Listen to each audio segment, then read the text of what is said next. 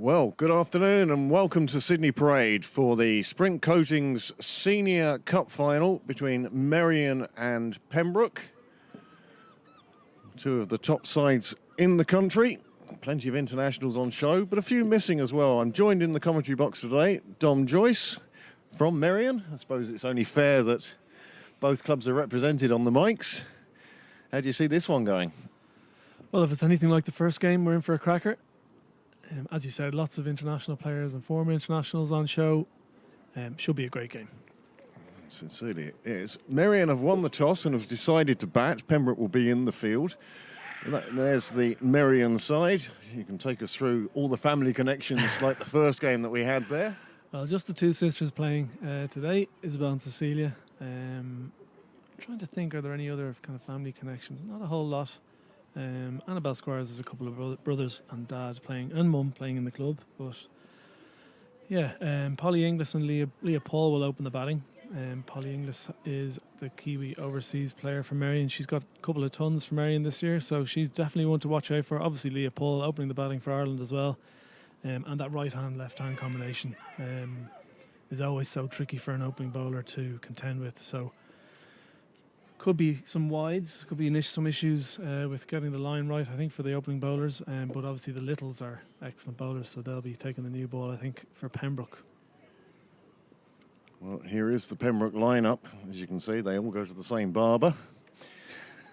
Ex-internationals Claire Shillington and Mary Waldron at the top there. And then you've also got current internationals Louise Little, Shauna Kavanagh and Hannah Little. Captain of the second 11, Anna Beale. The experience of Kathy Murphy and the youth of Vanshika Shukla and Zoe Bell, Anima Mullin and Isabel Jennings there as well. I think if we were to actually visit a bookmaker's, something that I certainly wouldn't countenance doing, Marion may be favourites in this game at the moment. Our umpires, well, they're the same umpires we had in the same game. One wonders if they'll have the same laxity about wides as they did in the minor final. It will be interesting to see how this game pans out. And we see on the left of your screen the Pembroke fielders spreading out in a bunch. The umpires in there as well. Derek Dockrell.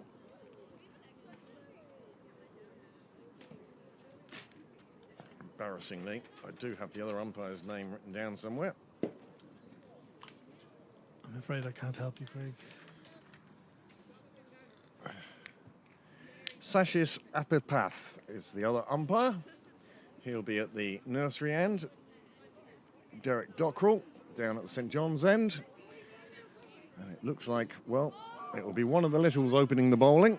We'll find out exactly which one. I still find great difficulty telling the two Little sisters apart. Usually it's based on the height of their ponytails. So it looks like it'll be Louise Lulu Little bowling from the St John's end. And Leah Paul, I think, facing at the nursery end. As we look to get this Leinster Senior Cup sponsored by Sprint Coatings final underway.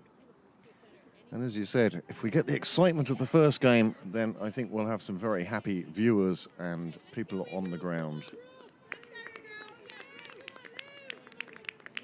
Well, you can always tell you're getting close to the start when the fielding side have a round of applause to encourage themselves, to get themselves going. And there is a decent crowd down at the pavilion. Plenty of spots on the wall if you are thinking of coming down.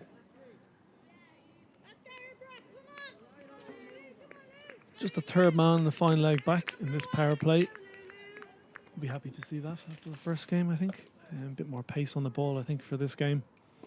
So they might see more action. Other than that, it's a ring field. Two covers, backward point, mid-on, mid-off, mid-wicket.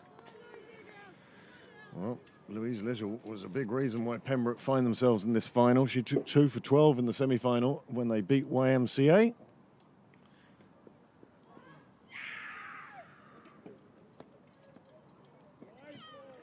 But if we were going purely on league form, I do think Marion have the advantage. They're certainly top of the league at the moment. And you see on your screen the opening batsman, Celia Joyce. Cecilia Joyce and Leopold. Polly Inglis being saved, perhaps for more of an assault on the bowling later on. One run off the ball on the board then.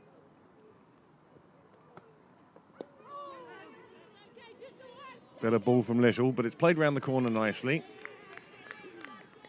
There is a fielder down there at long leg, Isabel Jennings. And now you get all the change in the field as we change from the left-handed to right-handed. And it's actually been so important over this weekend. We've seen left-handed, right-handed batting combinations causing all sorts of problems for fielding sides.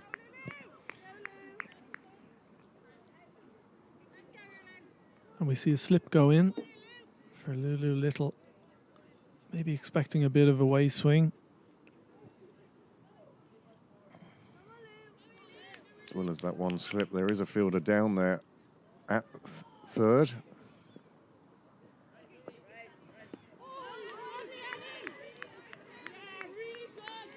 Is that the famous ridge? Well, it's quite funny actually. Everyone comes here and talks about the ridge. And anytime I mention it on air, I immediately have Dale McDonough on to me saying there is no ridge. It is perfectly flat.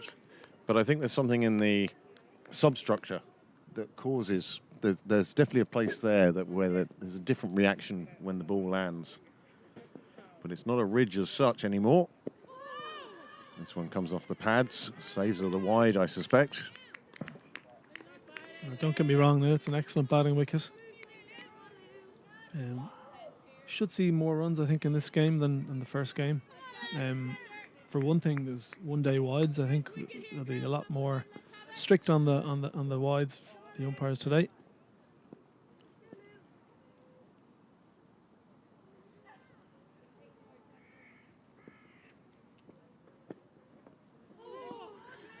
This one just going down the offside through to the keeper.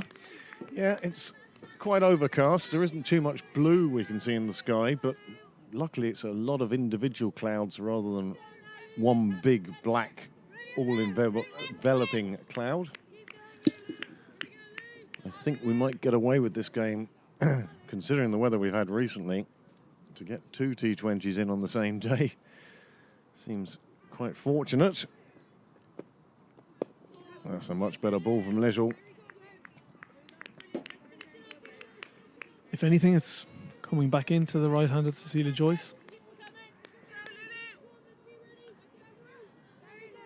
Marion watchful in this first over.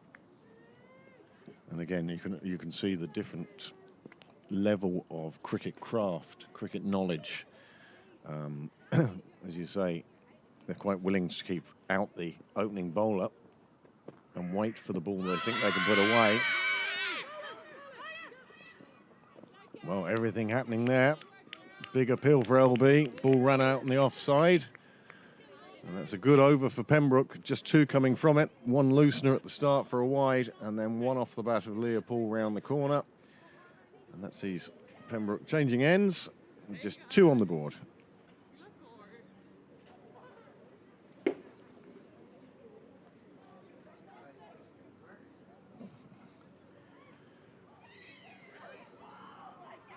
Well, here it is, that LBW appeal. You can see it's hit up maybe in line with leg stump, but it's already moved a long way from outside off to that position, and it was going well down leg. The umpire absolutely spot on. And now we might get the benefit of the extra camera. Our technical department spent the break between the 2 games installing a 3rd camera.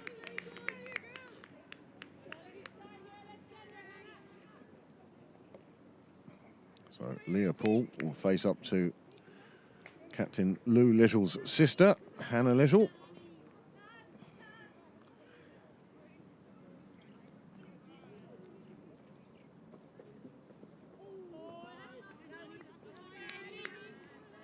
Well, again, the left-right combination proving problematic for the bowlers. They'll have trouble trying to keep it on the offside for whoever's facing. Just a bit of swing back into Leopold, I think, taking that ball down the leg side.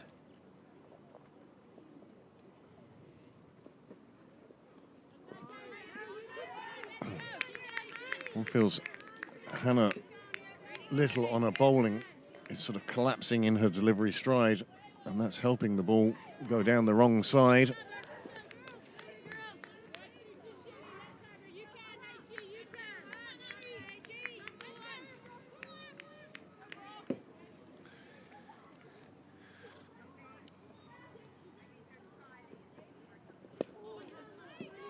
This time it's Kathy Murphy fielding at mid-wicket. Prevents that one going any further. And this has been a good tight start from Pembroke. Well, mind you, 2 wides in this over. 3 wides altogether. Just the 1 run off the bat so far. Got her line right, that ball. Hannah Little starting outside off stump, swinging back into middle stump to Leopold.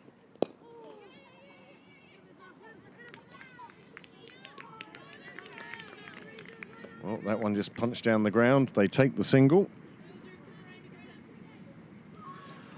I think Hannah Little would be more comfortable bowling to the right-handed Cecilia Joyce. And that slip might come into play with a bit of shape on offer.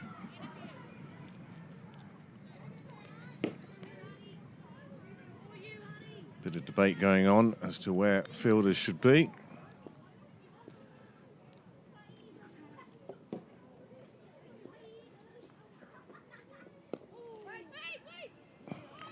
Played away with an open bat face, but only out to point where Emma Mullin does the fielding.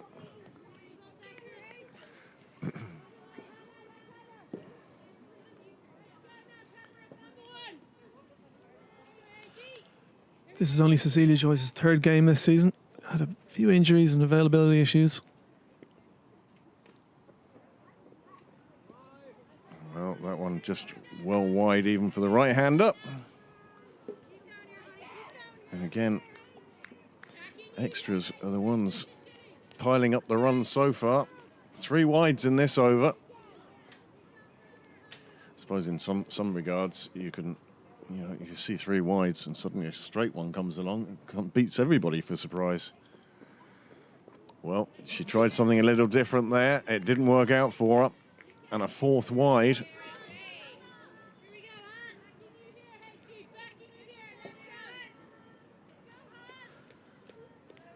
Still 3 balls remaining in this, the 2nd over.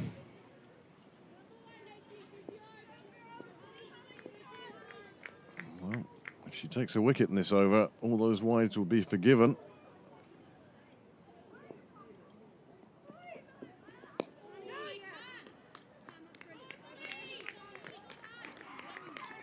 Kathy Murphy doing a little bit of backing up in the field as Emma Mullin stopped the ball but couldn't pick it up.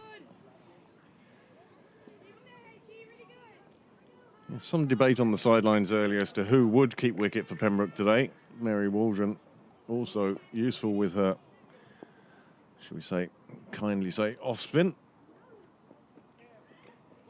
Oh. Joyce chasing that one outside off. Keen to feel bat on ball, I think. Yeah. Perhaps that was one to shoulder arms to and let the umpire make up his own mind.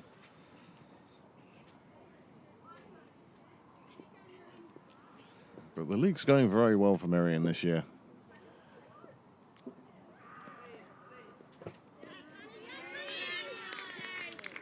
Well, after a 10-ball over, it would be enough to get anybody into a rhythm.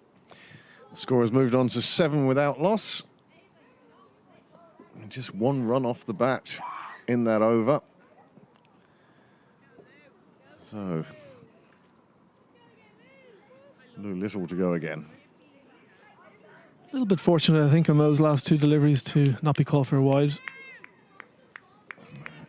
Almost a mercy decision. Yeah. Once you've reached 10 balls.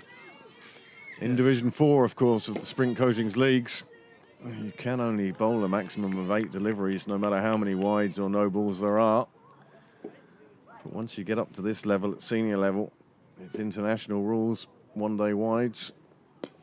Well, that was a bit short. Leopold pulls it round into the leg side. The fielder is after it. Well, that's a far better throw than I could manage. Hannah Little doing the fielding there.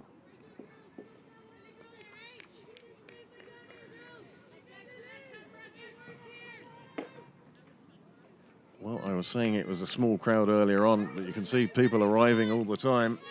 And the size of the crowd definitely growing.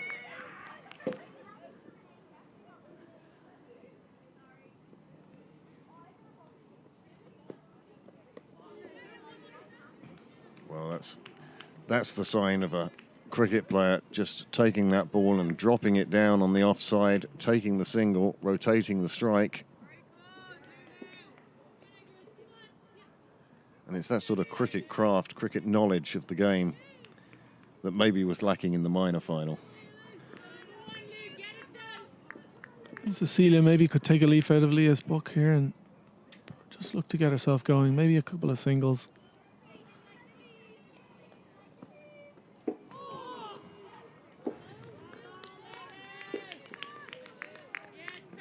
Well, you don't expect a player with the experience and the number of caps that Cecilia has to be nervous at the middle, but at the moment she just looks a little unsure, and I think you're exactly right. If even just playing one, the field is quite deep on the offside, and I feel there's a single there to anything just played with a dead bat.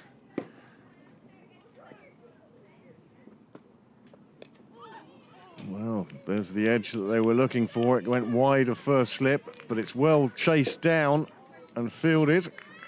Isabel Jennings doing a good job, but can't prevent them getting through for two. Yeah, shots. She seemed to be wanting to drive that one, and it came off the edge of the bat, but perhaps just leaving the face of the bat and running it down there and taking her two would make her feel better and more relaxed. Yeah, still a false stroke, I guess. It must be tough commentating watching your sisters.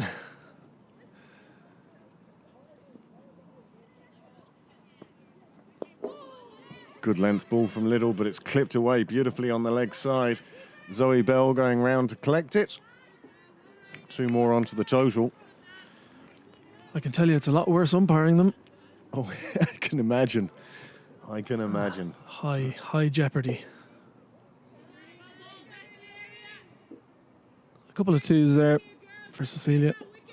It gets a bit of rhythm into her batting. She'll feel a bit better now, having felt the ball on the middle of the bat.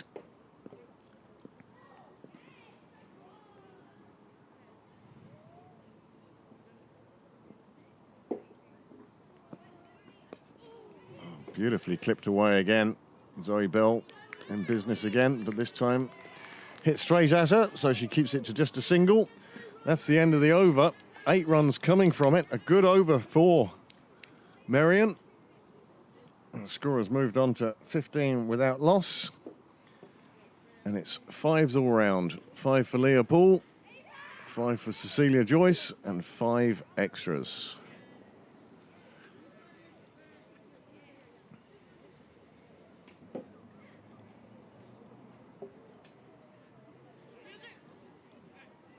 Lulu Little there settled into her line, I think, with the right left-hand combination.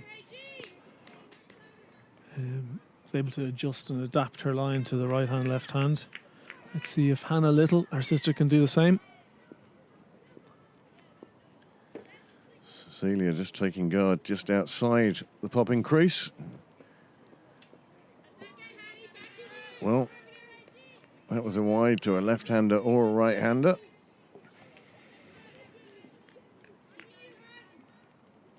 We saw in the first game the importance of extras. Clontarf conceded 24 extras. Rush kept it down to 12, and Rush won by 3 runs. Shows how important it can be.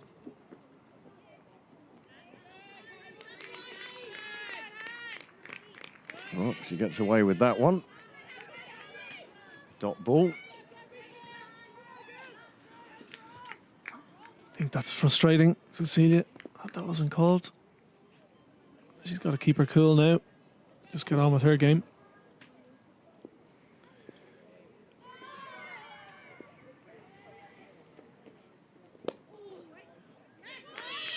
Well fielded by Emma Mullin. With the slight misfield, the bats thought about taking the single, wisely decided not to. Well, it was a feature of the first game, the standard of the fielding. The second game is starting off on the same footing. Excellent work by Pembroke so far on the field.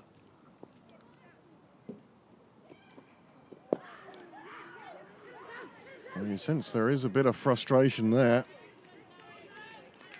Wasn't really pushed up to mid-on, but rather sort of slapped there.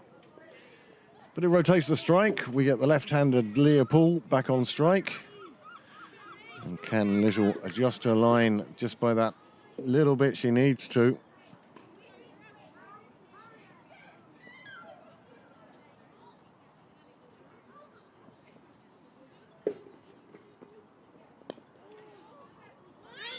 Well, that's well fielded behind point. That's the importance of getting your whole body behind it.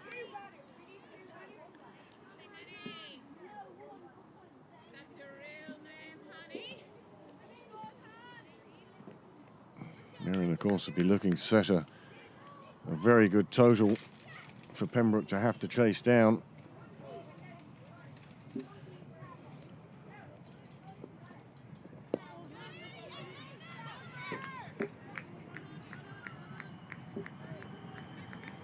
Well, there's plenty of backing up going on anyway. Murphy in quickly there at mid-wicket to stop any chance of a single there for Marion. Much better this over from Hannah Little.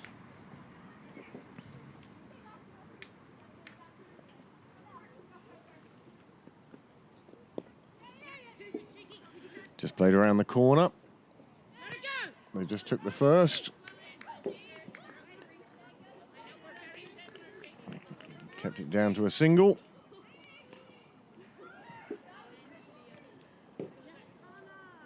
That's a very good over for Pembroke. Just the 3 going on to the total. 18 without loss. But Marion will be happy, without loss being the important thing for them, as we see a change of bowling now. Just 2 overs.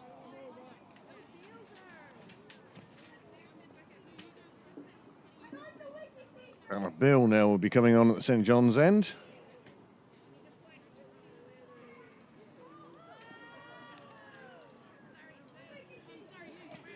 And a bill has one of the most distinctive bowling actions in Leinster cricket.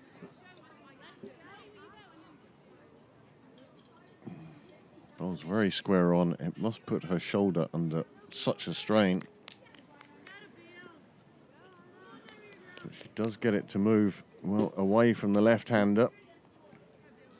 With that in mind, Pembroke have dropped that cover fielder out to the boundary, so third man comes in.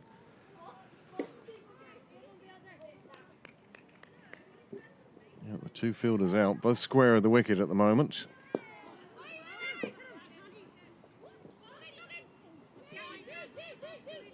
Well, not the neatest bit of fielding we've seen today. But the chance of the run out was there for the non-striker. It was just that the backing up wasn't quite up to the same standard. And they got through for a single. Starting to see some blue sky. No sign of the sun yet, but you're one step at a time. No, we're just grateful it's not raining. Good length from Beale. She's not letting the batsman get under the ball. Keeping it really well pitched up at the moment. It's in the air. Oh, and the catch has been put down. That's unfortunate. Chance there. Yes.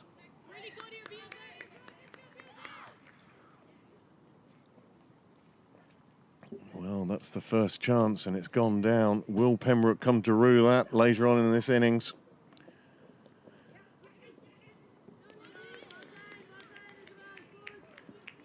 Good fielding round the corner.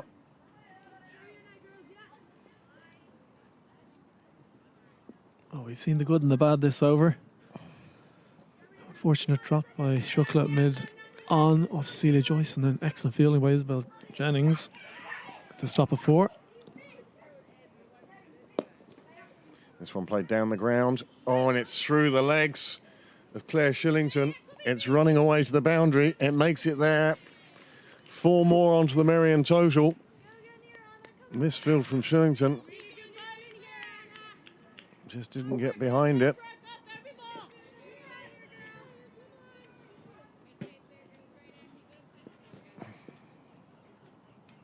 I think so, yeah. I think that's the first boundary of the day.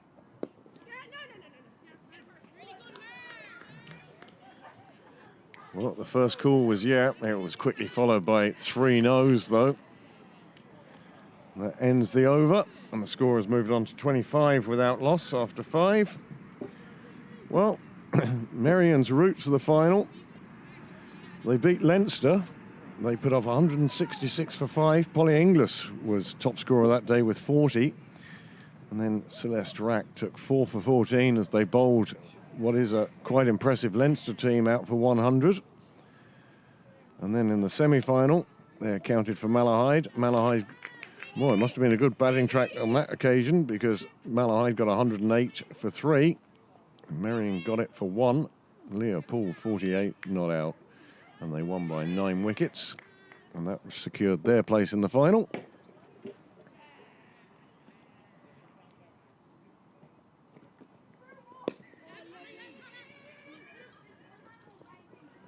Good fielding by Isabel Jennings. A good clean pick up and throw from her. Not quick enough to prevent the single, but certainly quick enough to show her ability in the field. And that'll bring the right-hander on strike. It's kind of weird seeing this camera angle now. It's the one we've been used to for 4 years. Now that the production has switched ends.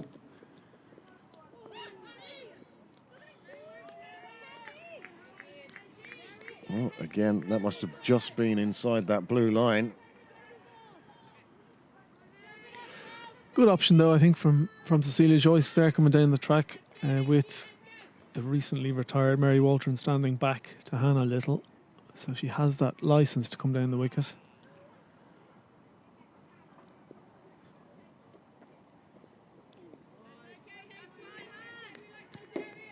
Another wide.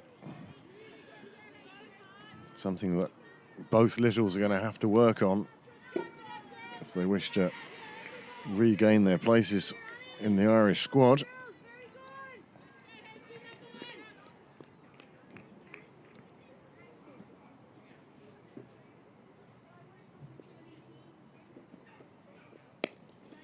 Well, this one a bit picked on length. And that's very good fielding.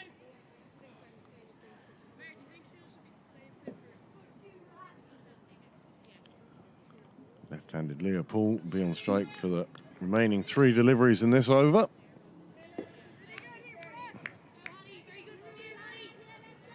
Excellent sliding stop there at mid-wicket by Lulu Little.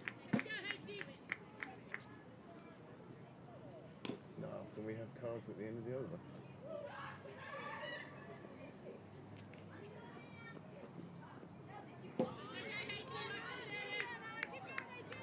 And again, another wide. These extras adding up now for Marion. You can see Leah Poole, 9 off 11. Celia Joyce, 12 off 22. But the important thing is they've gained an extra 8 runs through extras, and we're only in the 6th over. Well, that one was close enough to the bat, but wide enough to be driven. Goes down towards the Willfield Road. And another couple of runs added to the total. Excellent shot from Leopold through the covers. Might just get her up and running as well. Marion seem content to just tick it along here in this power play. Keep those wickets in hand.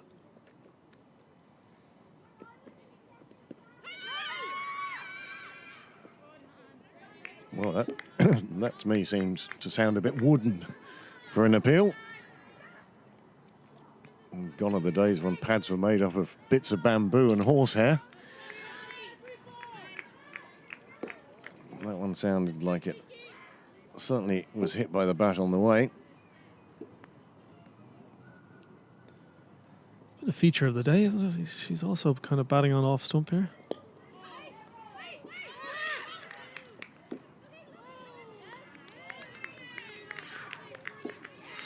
Lulu Little has had her third, maybe fourth shy at the stumps already. That one was definitely worth a go. Cecilia Joyce is just out of her ground, well backed up. Well, that's the end of the power play. 6 overs gone. We'll just have a quick look at the bowling figures for Pembroke. You can see there 8 extras. Well, they're lucky that the bowling has been tight enough other than the extras. Anna Bill, her first over went for 7. And she's bowling her second over now. And the 7th over in total. She could have a bit more protection now. 1, 2. We now have 3, 4 outside, 3 outside the circle. 4.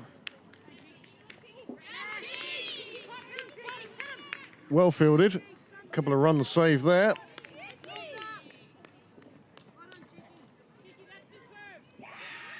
And still people coming into the ground.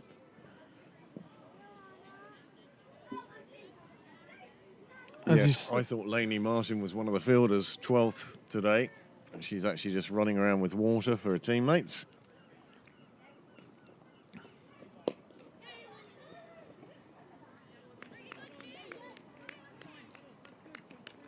Well, Judge single. This is a good base, a good start, good foundation for Marion. And they'll be looking to push on from here. Just looking at the way Cecilia Joyce is shaping up here, she may look to go leg side. She may look to go over that mid-wicket or mid-on with the swing.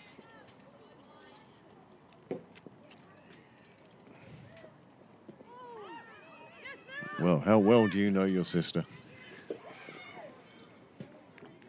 Just played around the corner, takes the single.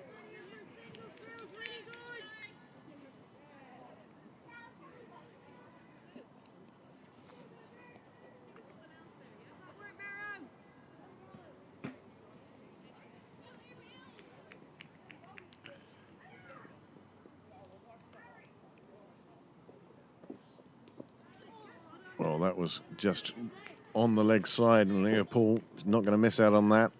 Didn't try and overhit it, just pushed it round the corner, took a single. I think that may have been stopped by Mary Waldron's leg. I think I might have heard a pad in there. If it was, possibly 3 runs saved.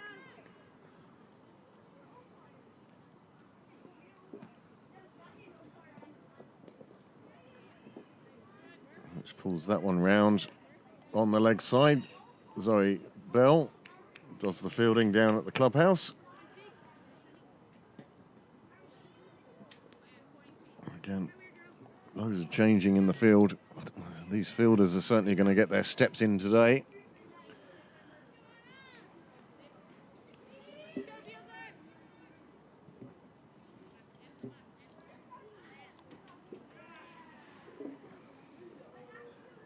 Five, 4 field, 2 on the out, on the leg side.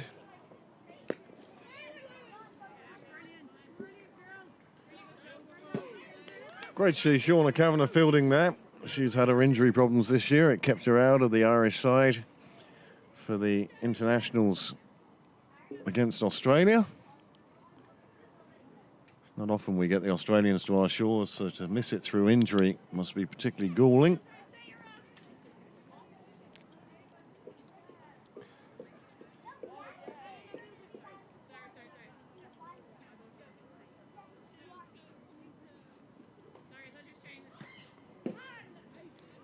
Hannah Little now to bowl again.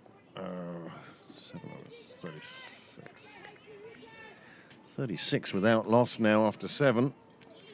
Marion will be very pleased with this start. Just what you want in a cup final. No dramas, no traumas. Just going out there and putting together a decent score.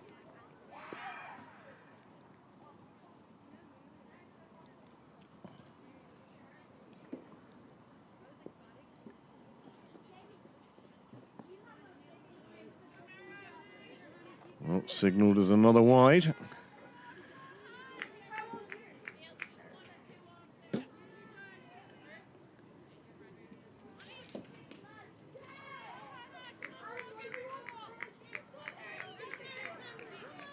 Well, Liverpool has one of the highest scores in the competition so far this year. A couple of centuries were scored by Bella Armstrong for Malahide against Phoenix, and Gabby Lewis, YMCA against Clontarf. Miriam Masunda, she scored a 50 not out against Pembroke. And Mary Waldron, 48 not out. And then Leopold with 48 in that semi-final that saw Marion reach this final. I think something's got to give here. Cecilia Joyce getting a little bit bogged down. Just looks like she might try and attempt a big shot here. Opts for a sweep out to square leg, just a single. Claire Shillington, the fielder, out on the boundary there. Keeps it to a single. But yes, you're getting a sense of a bit of frustration. She knows there's plenty of batting in this Marion lineup. And she doesn't want to feel like she's slowing the rate down for her side. 15 now from 23. From 27, he says, wearing the wrong glasses.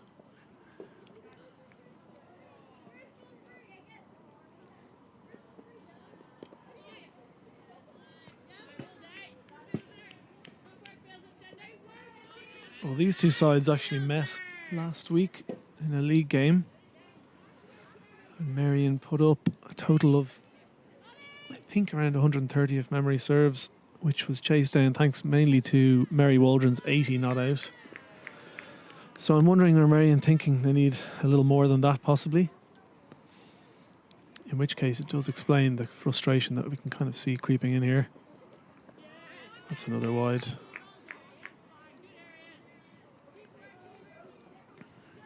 Well, certainly not letting the bowler isn't letting the batsman know what's coming next, that's for sure. Mixing up these wides, these balls on the offside. But again, Pembroke aren't allowing too many boundaries.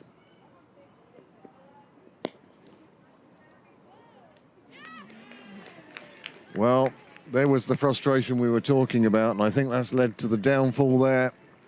Cecilia Joyce trying to clear the infield, and all she could do was pick out Isabel Jennings.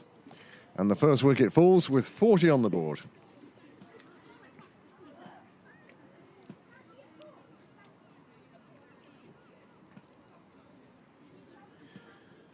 Well, you said it was her third game of the year, and you get the feeling that time in the middle is what was missing. The timing just didn't seem to be there, and then once she got frustrated with herself, you were just waiting for the wrong shot at the wrong ball. Yeah, I think the timing hasn't really been there for anyone today. In the first game, we saw Alyssa Pasley. She got a run of ball 20. That was mainly thanks to a few over-pitched full tosses, which she was able to dispatch. So maybe this wicket is a little bit on the slow side. It may be with the amount of moisture that, well, the country has taken over the last month, that it's actually sort of, when you're putting it in, it's sort of stopping and then starting to climb. There's nothing exceptional about the bounce. We haven't seen any going through an ankle or going across shoulders or anything. But it could be that one just stuck in the pitch a little bit. She was keen to play the shot and maybe into it a little too early as well. So 40 for one.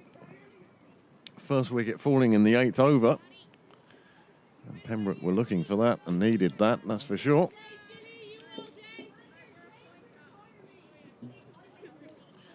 Polly Inglis is the new batter for Marion, number 3 here. The Kiwi wicketkeeper batter even. She's had a great season with the bat so far.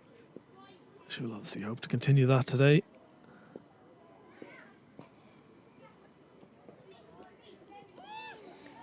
Yeah, I think the contribution of the overseas pros this year because not only they're playing club cricket, they're also playing in the Super Series. And we've seen Marion Masunda scoring runs for fun, and Polly Inglis as well for Marion.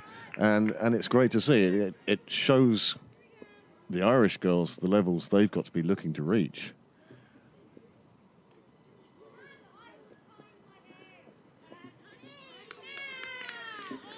And I think it just raises the overall standard of the game. It's something that I think is absolutely needed. And as you say, they do a lot of coaching, a lot of passing on their advice to the younger players. And it's always great when you as a youngster, you go out to bat and you're batting with an international or somebody who's obviously making their living playing cricket, and you can learn so much from them. Well, it looks like a change of bowling now at the St John's end. Anna Beale, she bowls just the 2 overs. And it looks like it will be Shauna Kavanagh to bowl the 9th over.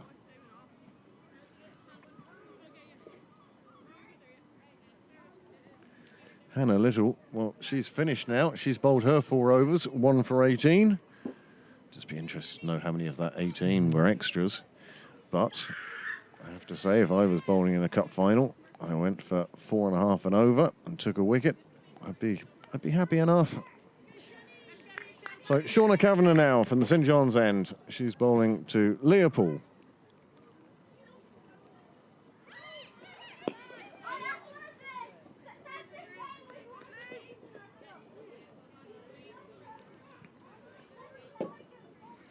Almost a Ben Stokes moment there. The ball fired in by the fielder, hitting the batsman. Another shy at the stumps from Lulu Little. I think that might be the 5th. Well, she looks an excellent fielder. Just hope she has everyone backing up for her. Yeah, that's the thing. This throw comes fired in. Sometimes nobody backing up. It can be more trouble than it's worth.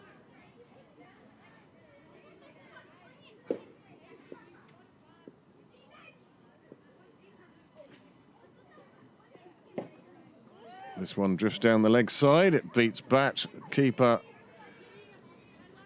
and rope and runs away for 5 wides. Well, we saw 5 wides towards the end of the previous final, and we thought that was going to be absolutely vital in that. As it turned out, Rush still triumphed. And what a great win that was for Rush this morning. In the first game of this double-header, Sprint Coatings Finals Day.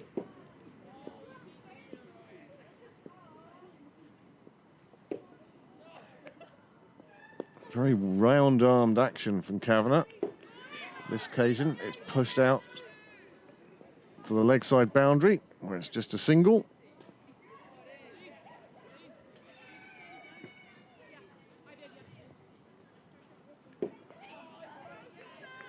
The field spread a bit for Kavanagh here. We've got a deep mid-wicket, deep square leg, deep cover. Well, the reverse sweep goes out to Ema Mullin, down on the wall. It's just another single.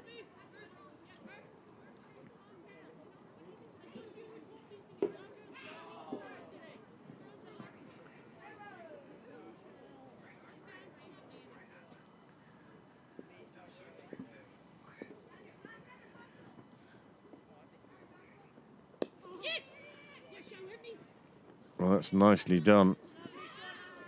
Just pushed into the leg side, takes the single. Shauna Kavanagh having to do the fielding herself. And look, blue sky. Wow. Could it be we're about to head into having had the hottest June in history, the wettest July?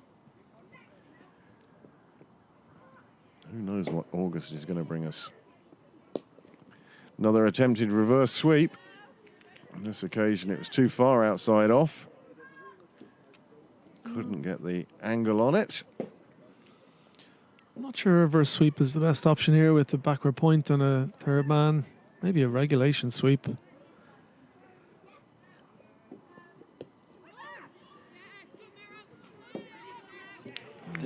appeal from mid-on, but that was it. Bowler, keeper, not interested. And that's the end of Kavanagh's first over. And apart from those 5 wides, it wasn't a bad one, but 9 coming from it. And the score has moved on to 49 for 1 as we approach the halfway mark in this innings.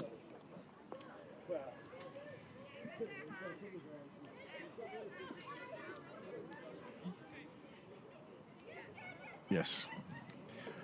Now with Hannah Little having bowled her 4 overs, it's going to be a change of bowling at that end. And we're going to see the off-spin of Zoe Bell. Zoe, you only took up off-spin last season. And she's really growing into the role, learning with every game. I think this will be an interesting matchup. I think Polly Inglis will try and attack here with the inexperienced Bell. So with that in mind, she may give chances. So they have a square leg and a deep mid-wicket out on the leg side. It's punched straight to cover, so no run there. Well, Zoe Bell, I think this will be her bowling in her first Senior Cup final. The nerves might be there, as we have a couple of non-cricketers walking behind the bowler's arm.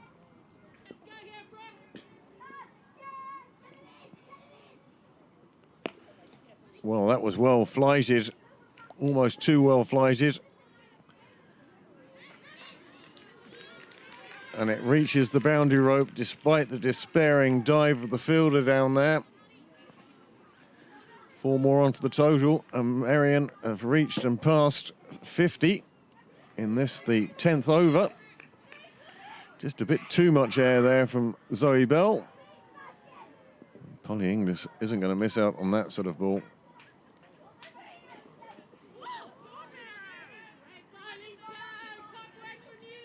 Well, a late call from the umpire for wide. He seems extremely reluctant to give any wide, doesn't he? He does. It's almost with a regret that he signals wide.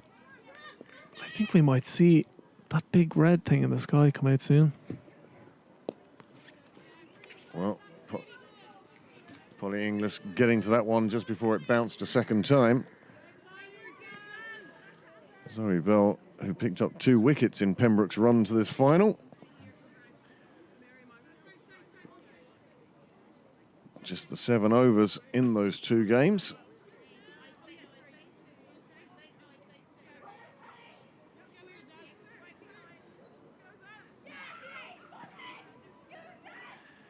Now a new challenge for Bell.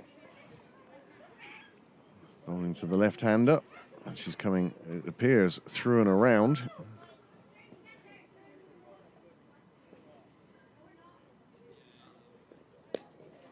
Well, that one was a bit short. And as a result, Leopold could quite handily play it out to square leg. They pick up a single.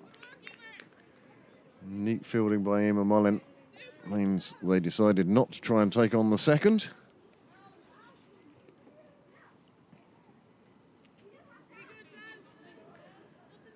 Well, as we come up to the halfway mark in this innings, you get the feeling with 9 wickets in hand, the Marion bats may approach the second 10 with a little more aggression than they did the first 10. As you said, they'll be looking to get to 130, 140, you suspect. Just the 1 wicket for Pembroke so far.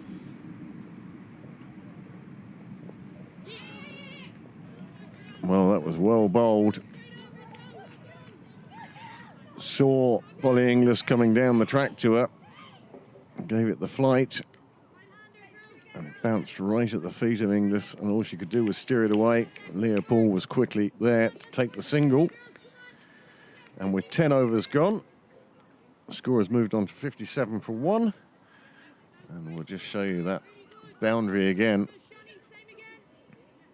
Great effort to try and stop it, but the momentum of the ball wasn't to be denied, and it popped over the rope for another 4 for Marion. 57 for 1 now. Shauna Kavanagh to continue for the 11th over. honours even after the first 10, would you think? I think I'd rather be in Merrion's shoes. Still 9 wickets in hand, just 10 overs to go. They've got a good score going along at, 5, nearly 6 and over. And they've got a good solid foundation there now that they'll want to push on and take on the bowling in this second half. But Pembroke won't feel they're out of it either. Not by any stretch.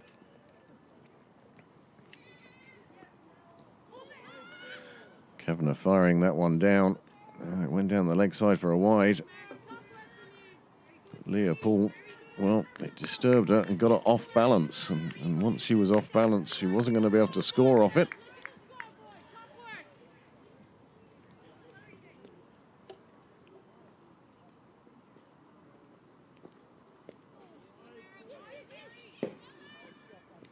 Well, it's a wide and an extra 1 run as well. But I still think Waldron did exceptionally well just to get anything on that at all. It was fired in down the leg side. This round arm action of Shauna Kavanagh really does push the ball across.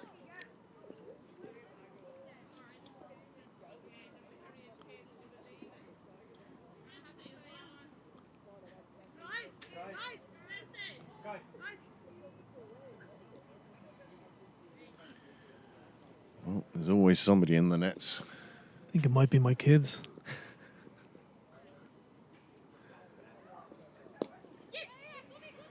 Again, making the most of that, all that space on the leg side, just taking the single. Clever by Inglis. No mid wicket in place. Just that mid on and a 45. So there's a huge gap there at mid wicket. So she's just pushing it in there into that gap, taking that easy single. Keep rotating that strike. Yeah, you'd have to think 130 is minimum really here with the 9 wickets in hand.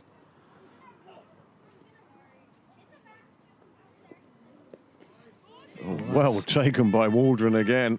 She may have just announced her retirement from international cricket, but she's lost none of the flexibility and speed. Well, we talked about the wicket keeping in the first game this morning. Brilliant from Waldron again there.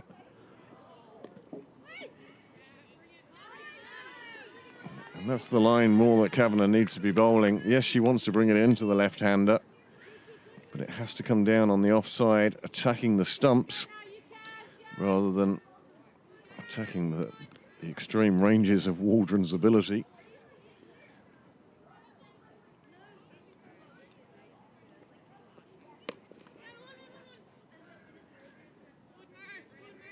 Well, that's on Aziz and everybody. Single for Marion.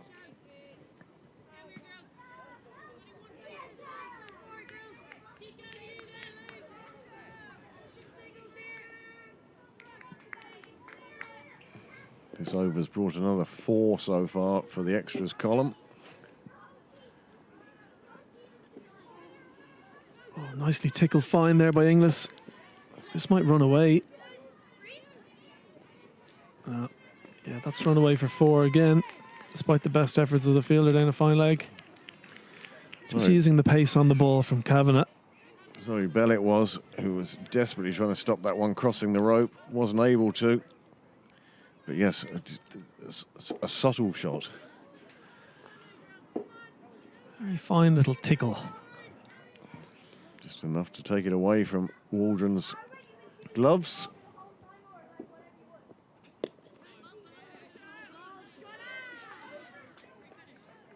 Well, Kavanagh finally gets out of her over.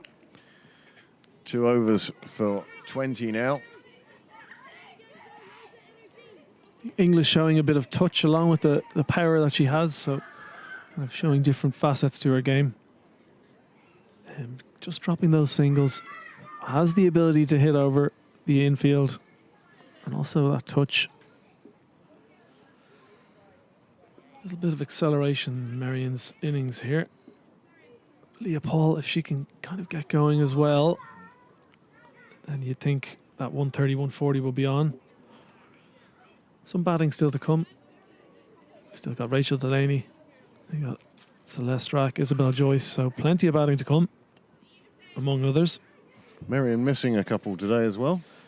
Yeah, Rebecca Stokel and Julianne Morrissey and Isabel Light, I think, are 3 unavailable players. Julianne Morrissey is here. I've seen her. She's strolling around the boundary. Well, that one's dropped in a little short, and it's pulled out on the leg side. Emma Mullin doing some fielding. They just take the single.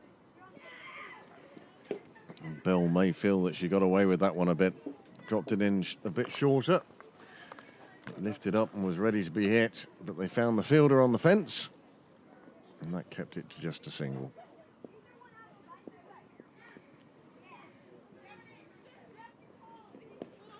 Well, that's well bowled by Bell.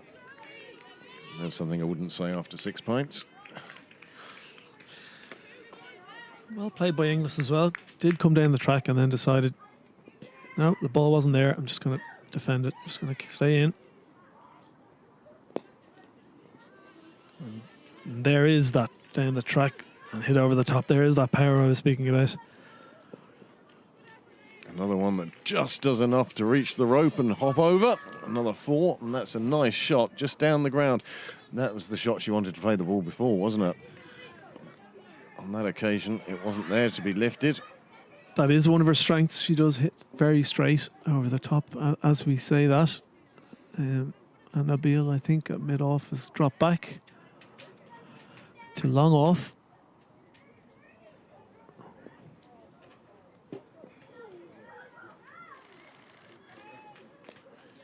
Well, this one is on the full, and it's pulled out to Claire Shillington, who's patrolling that leg side boundary.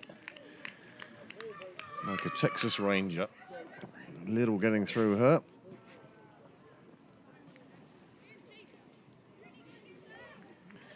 In fact, now she comes into the ring for the left-handed Leah Paul. She's moved on to 19 now from the 26 balls she's faced. There is a gap at 45 here on the leg side. I'm just wondering, will there be a little... No, there won't. Well,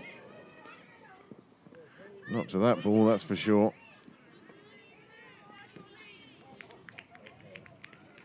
Must have been close to a no ball. A high full toss burst through Kathy Murphy's hands at mid-wicket. I could only think that she came down the track a little bit, because it's certainly high enough where she hit it, but it may have been dropping below waist height if she'd stayed on the popping crease.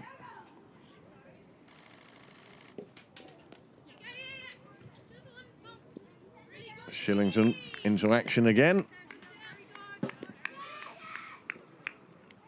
And that's the end of the over. 76 for 1.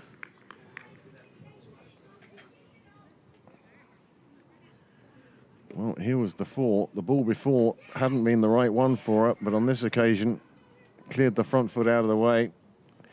And it was hit very straight and, oh, just a fingertip away from being saved, but there was the boundary. And then this one was smashed through the hands of Kathy Murphy.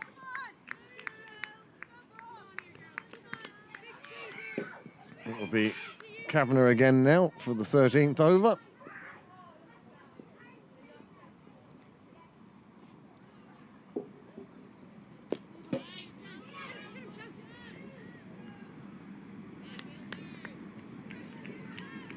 Well,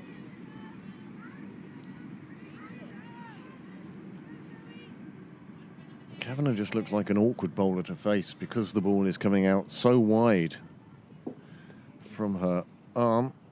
Yeah, when she gets it right, it seems to be very, very hard to hit. Just bowling too many extras at the moment. And that's a lovely shot. A flicked square of that fine leg fielder for 4. Polly Inglis again. Well, that was a super shot from Inglis.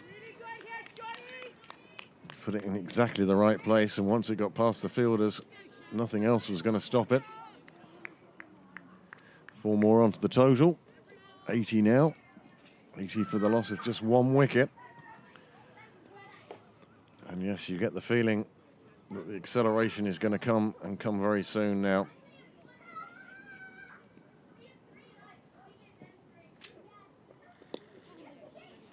Another one played round on the leg side, this time in front of the fielders. Bell keeps it just down to a single.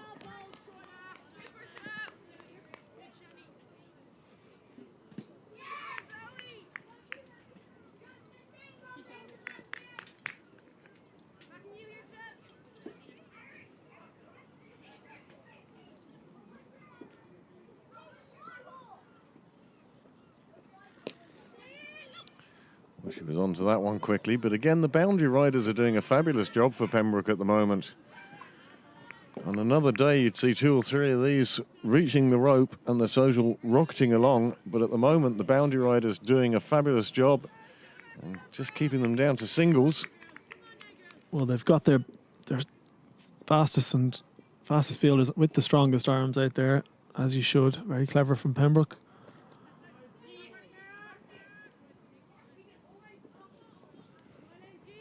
And again, the bane of Pembroke's life, wides bowled.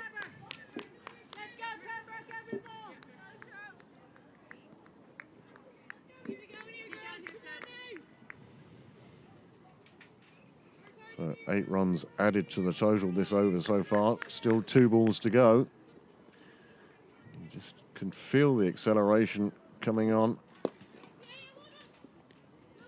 And a Bill fielding on the first bounce. But there's definitely efforts to put more power on the ball now.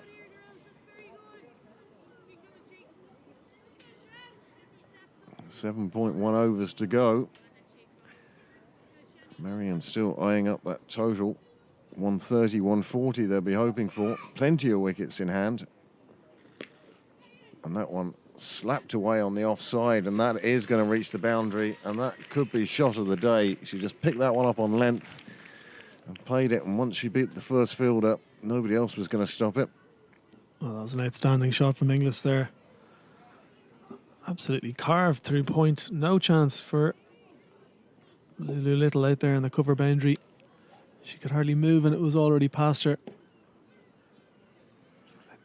Marion perhaps looking north of 140 now, just with these last 4 or 5 overs. Really accelerating. That first 4 was beautifully placed, and this one just power. It was short and it was wide. And she threw the bat at it, and it disappeared square. And took the score up to 89. 13 coming off that Kavanagh over. 3 overs for 33 now. Quite expensive as the 5th bowler. And Zoe Bell to continue from the nursery end. Well, that's missed by everybody. Anna Bill chasing it down. Will she get to it before it reaches the rope? No, she won't. Well, Mary Waldron standing up now.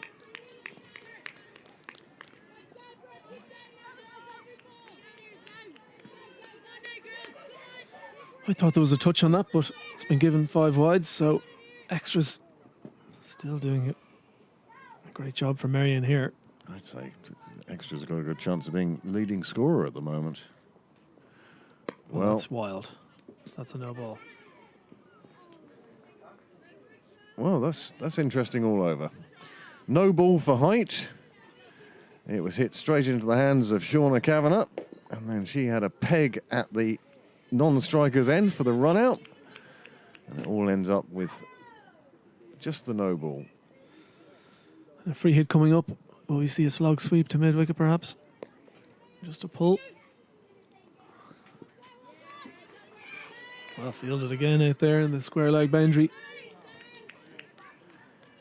Eamon Mullin doing fine work out there. The field changes now.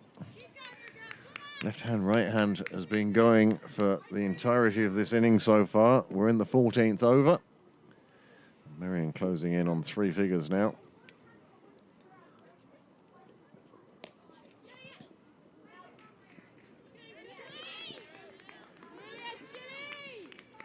Claire Shillington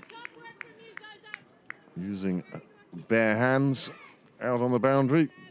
Fine job of stopping that one and keeping it to a single. Inglis might be a little frustrated with that.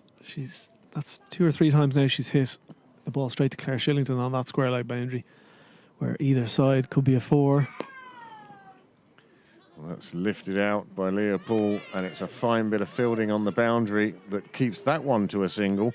There seems to be a lot of balls here that on another day would go for 4, be a couple of yards wide of a fielder, but the Pembroke outfielding has been very good so far.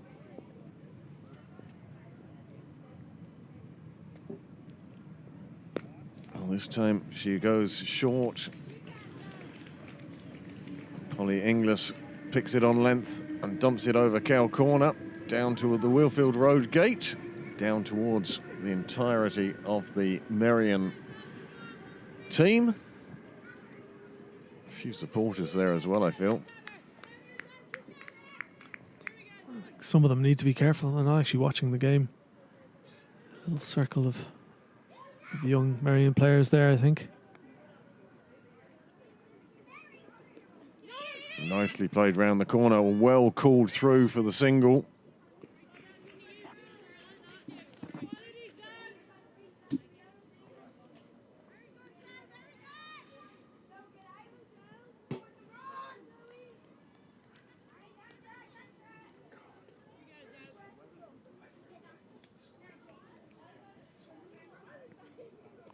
Another full toss from Bell. Another bit of fielding for Emma Mullin. And guess what? Another single for Marion.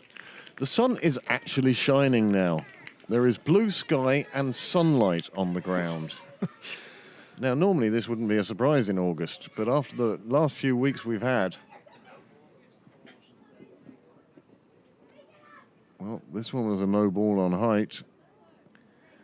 Well, I'm not sure I've ever seen anything quite like that. She did very well to hit that.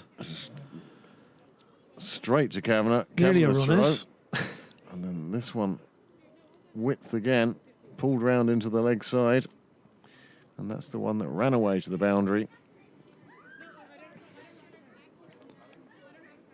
Yeah.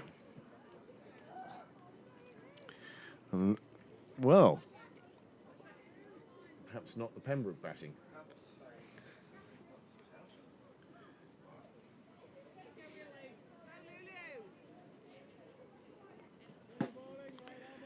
.96 for 1 after 14, and there is the Marion card. And you'll notice there, extras, just one behind Polly Inglis is 30 not out.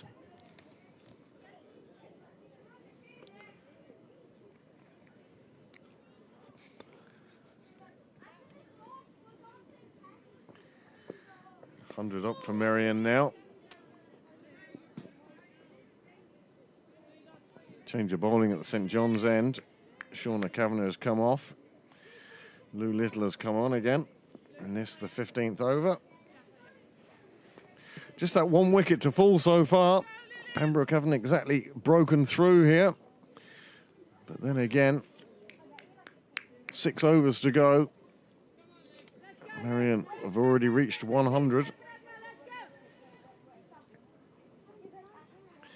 How much further can they push this on now?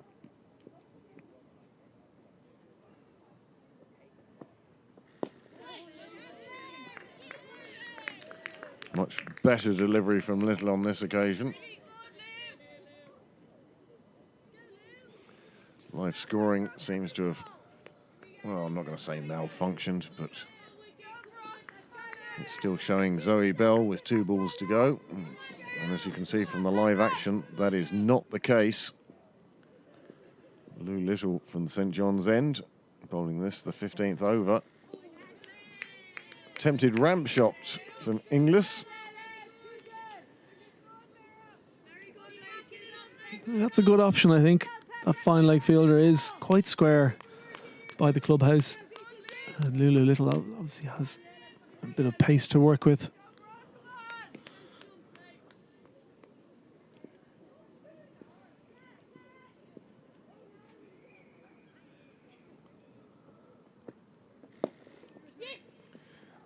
Takes a big stride down the track in an effort to take on Little's bowling, but it was just pushed out to mid-on, where Kathy Murphy safely did the fielding. Just another single, but all these singles adding up. We haven't seen too many boundaries today, but they're amassing a good score just from constantly taking their runs. Not to mention a helping hand from the Pembroke bowlers.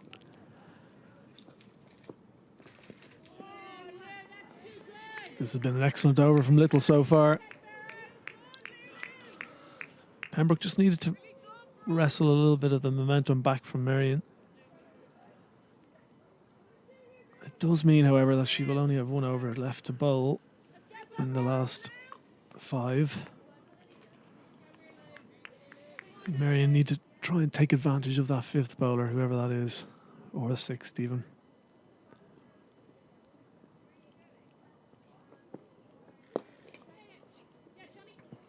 Going a little 2 foot on that one, but if anything, it disturbed Leopold's timing. Another over gone. 107 for 1. And 5 overs to go. 108 for 1. You were too busy shoveling that jelly baby into your mouth, I think. Yeah. Well, I survive. Very cleverly out of my reach. Oh no, you tuck in. Our producer has produced chocolate galore and jelly babies.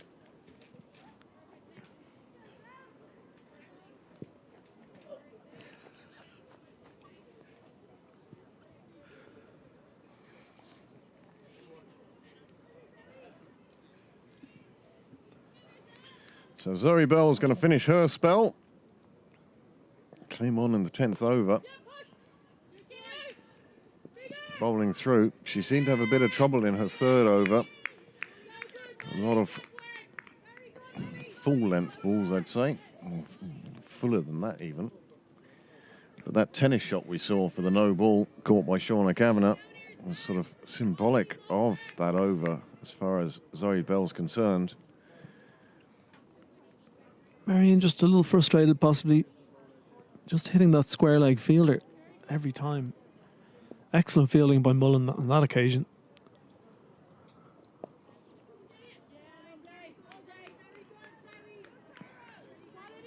And Claire Shillington on the other side of the pitch, this time at square leg. Complete contrast between the 2 boundary riders. Claire Shillington with more caps than I can remember. This one's in the air, down the ground. It will fall to the ground before it reaches the fielder, and it will be another single.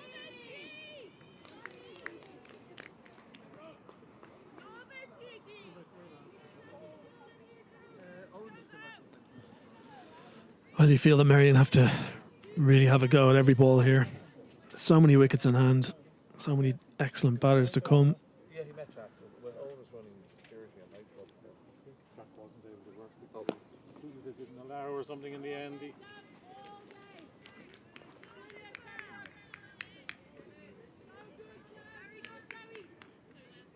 Yes, there hasn't really been the assault on the bowling we kind of expected. They've got such a good base down at this stage that you'd think for the last 5 overs it would almost be baseball.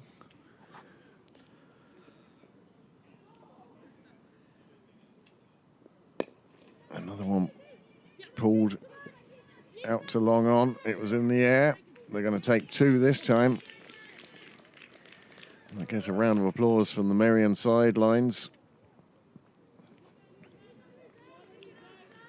And they go past Nelson without incident. Leah Poole now facing. Kathy Murphy going a bit straighter on the leg side. Claire Shillington just stopping play. She forgot to come into the ring. She just drops into point.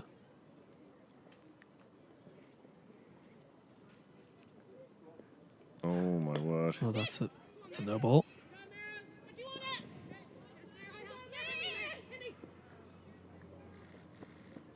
Excellent running by Marion. That's a no ball plus the 2 runs. Well, it was well run. The ball didn't even make it outside of the disced circle, but they still picked up 2 as Mary Waldron, as keeper, had to go and fetch the ball.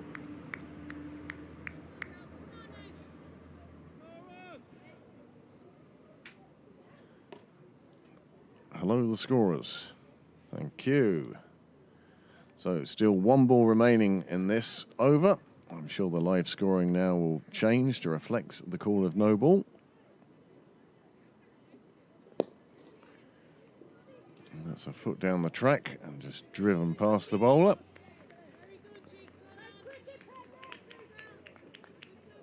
And that's the end of the over, the end of the 16th over. And once live score sorts itself out, there it is. And then end the over as well.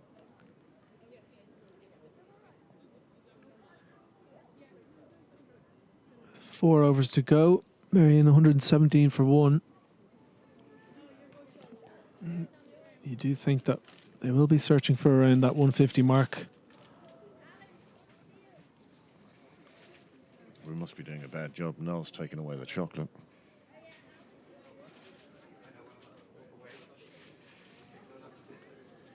Well, the umpire's having a little confab. I can't imagine what about. They haven't warned any bowlers for the high balls, and Zoe Bell's now completed her spell. Her 4 overs are done. 0 for 41. And it's the returning Anna Bill now from the St John's end.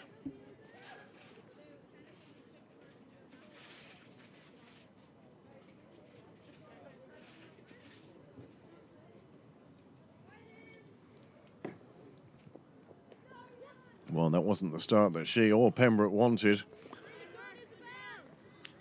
Full ball on the leg side, played round the corner by Leopold. But again, the boundary rider keeps it down to a single. In fact, if the boundary riders hadn't done such a good job, this total, I'd suggest, would be over 300 now. Over 200. You took the words out of my mouth. Well, maybe not 200, but you're right. They have saved an awful lot of runs. I think it's something Marion should do well to take note of.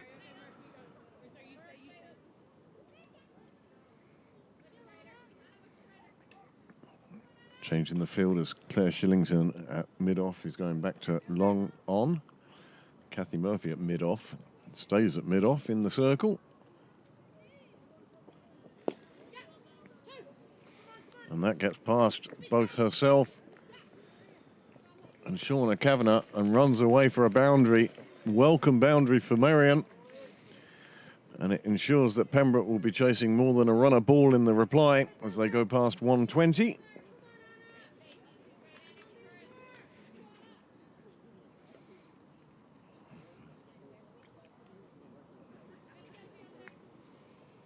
When you think that these two have put on 82.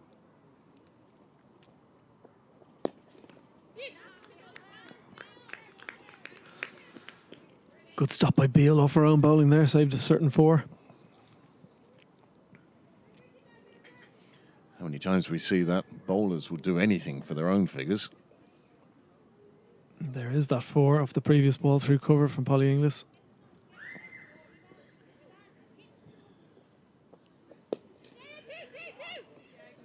Call of 2. I'd be surprised if they take on the arm of Kavanagh. Well, Leopold gets to this stage in her innings. She just runs at every ball and just really gets momentum into her shot. Helps with power. And obviously it does bring Mary Waldron into the game.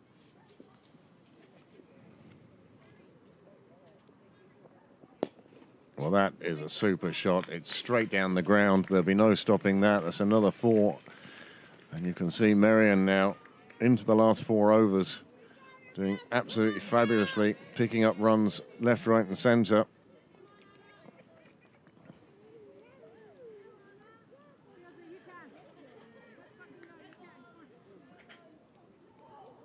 $11 off this over already. Still 1 ball to go.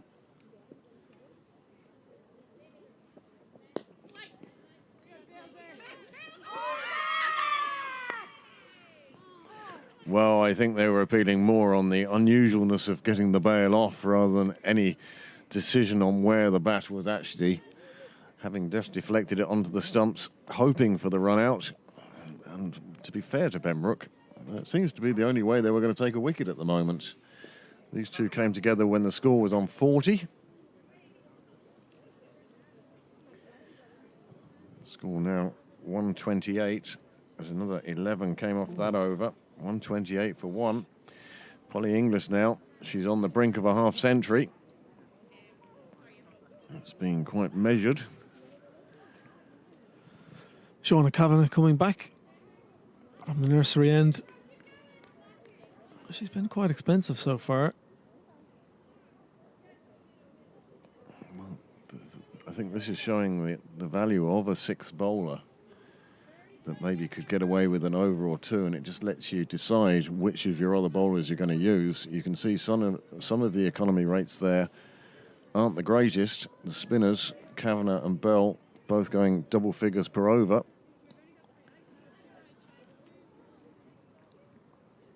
Just that one wicket to fall at the moment.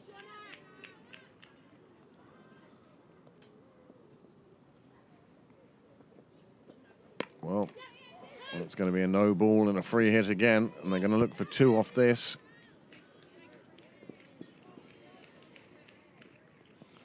Kavanagh unable to take the ball cleanly. Say Leah Paul hasn't played this much tennis in a while.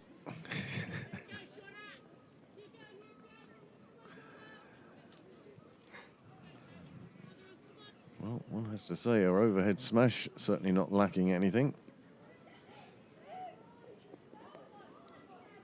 That's a beautiful shot. That's going to run away to the car park.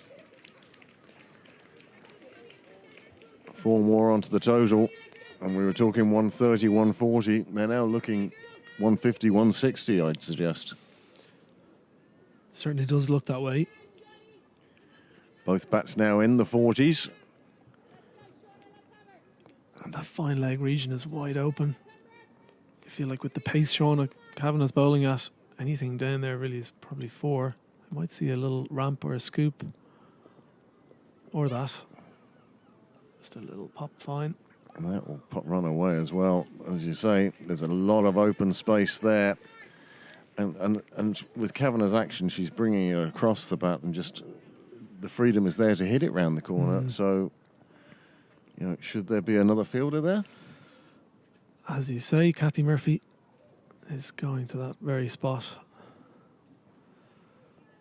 And of course that opens up other gaps in the field. Mid-wicket is now wide open, apart from the fielder on the boundary. Well, there's a fielder down at the clubhouse, and Emma Mullin is down in front of the Cricket Leinster signs. Off to our right, she's quite square, but there is a massive gap between, well, mid-wicket there. Fielder comes sprinting in.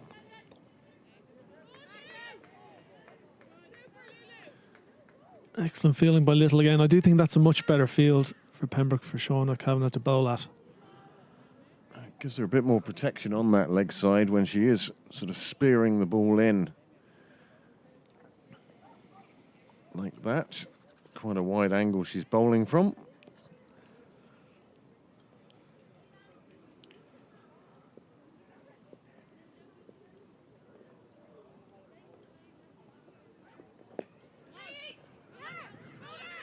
Well, there's confusion all over the place here, but she gets home safely again. Calls a yes, no.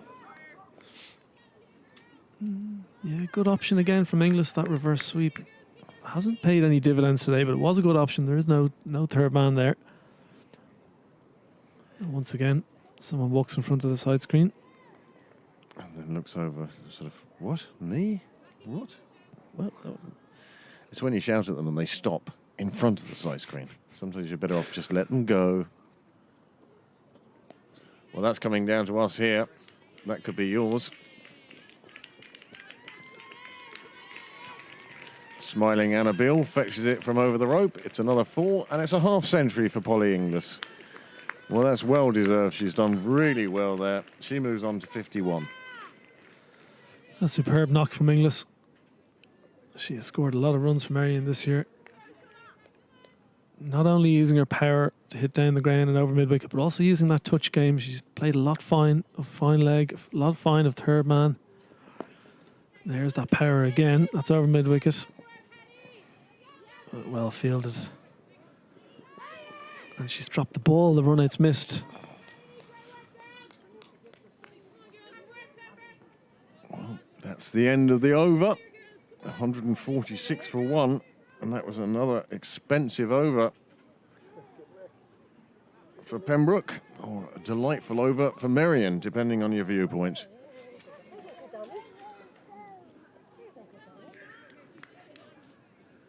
You have to excuse me a minute while my nieces walk past. They look a bit scared. Maybe I should just hide.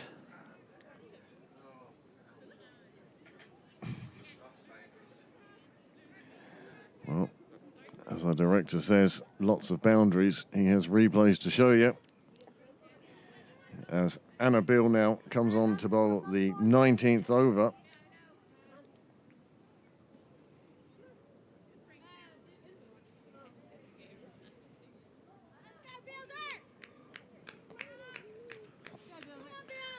And then I suspect it will be Lou Little to finish off the final over. Anna Bill now to bowl the 19th.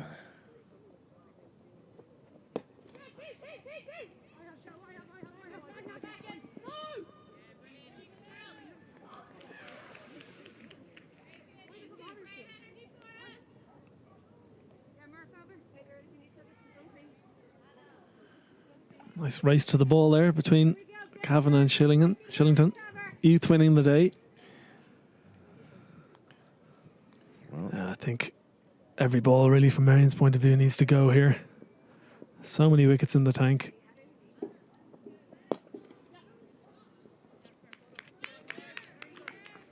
Kathy Murphy making sure it wasn't going to get past her.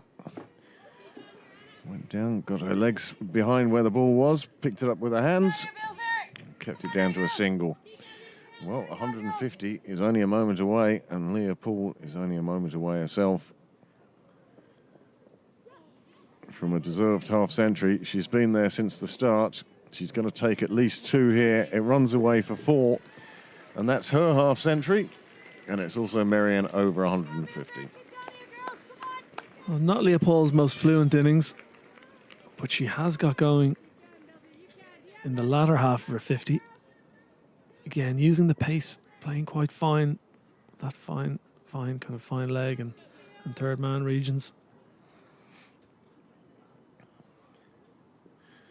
Well, these two have done a fabulous job for Marion. They've put on 110 now. Isabel Jennings with a great piece of fielding. Another 3 runs saved. She's been outstanding today. As they say, the future is bright. Herself and Emer Mullen, very impressive in the field.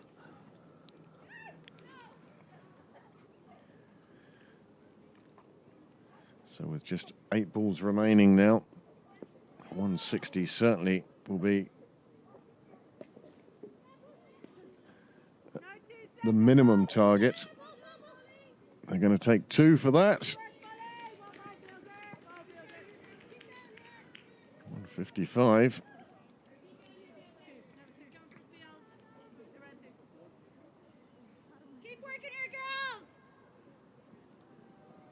Just the 3 bats used so far by Marion in amassing this total of 155.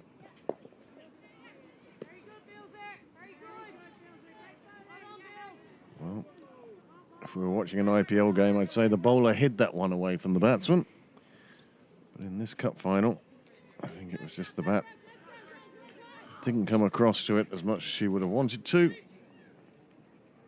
But these two, well, they've batted so well in this partnership of 116 now. And they've taken Marion into a very, very good position. I think Marion have identified the kind of slow nature of the pitch and have started, from the 10th over onwards, really have just look to use the pace a lot of the time rather than forcing the shot down the ground.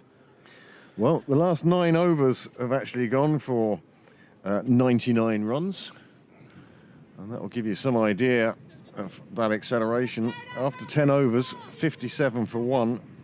And here we are in the 19th, just going into the 20th. 156 for 1. You see that one solitary dot over number 8. And other than that, it's just been a procession up a hill.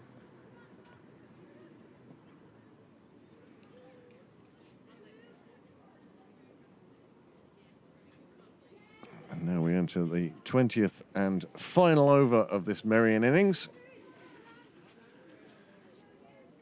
And certainly they have set Pembroke a stiff total to chase down.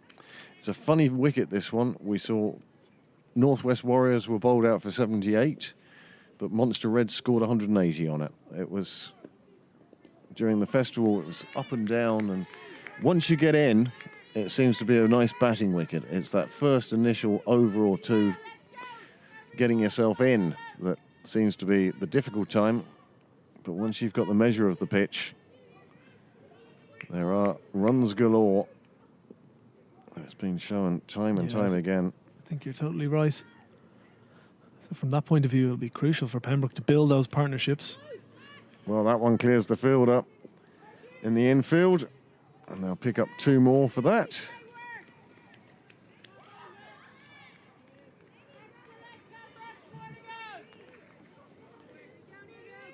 Just 4 balls remaining now. Pembroke would almost just want 4 dot balls.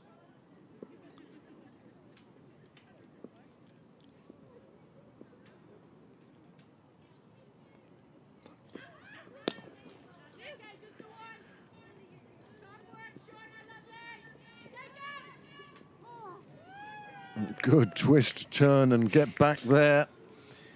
Bonnie Inglis, well, she was thinking of 2. Her partner realised very quickly that 2 was not on. She just had enough time to regain her ground. It'd be a shame to see either of these 2 get out at this stage. They've done so well for Marion here. Massive partnership in a cup final for the 2nd wicket. Very good crowd down in Sydney Parade now for this Sprint Coatings Senior Cup final.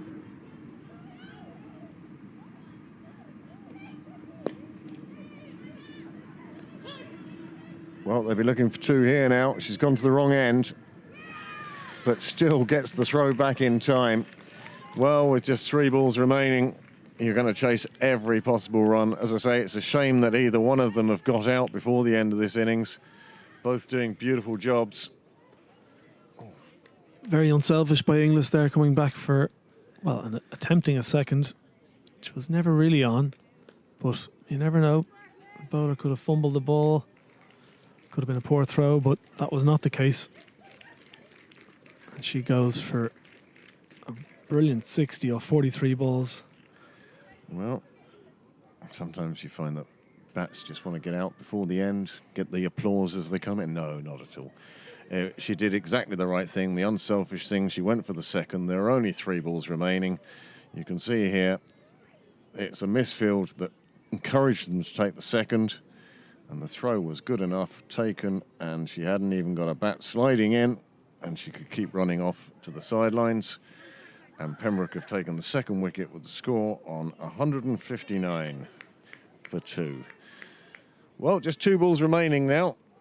Whilst our live scorer sorts himself out. How many did they run before the run out? Did I see that? Was it a no ball? Was it a wide? Well, I'm sure the scorers will have that fixed up on the screen in no time at all. Oh, that's gone through Bell, behind square on the leg side. It's another 4. And suddenly, Marion 164. It's a good effort by Bell there. That fine leg, that was really well hit by Leopold. Marion have breached that 160 mark. Last ball coming up, can they get to 170? for the first 6 of the day, perhaps. Well, it has been a tough day in the field for the Pembroke fielders and the Pembroke bowlers. As Marion have just rattled off run after run. At one stage, Extras was almost leading scorer. But there we have it. 165 for 2 off 20 overs.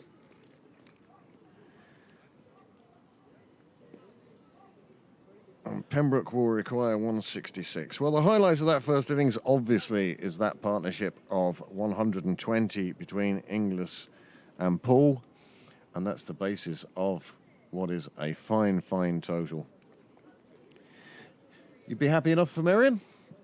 I think so, yeah. I think, obviously I'm a neutral today, same as yourself. But, no, that was a brilliant, brilliant partnership.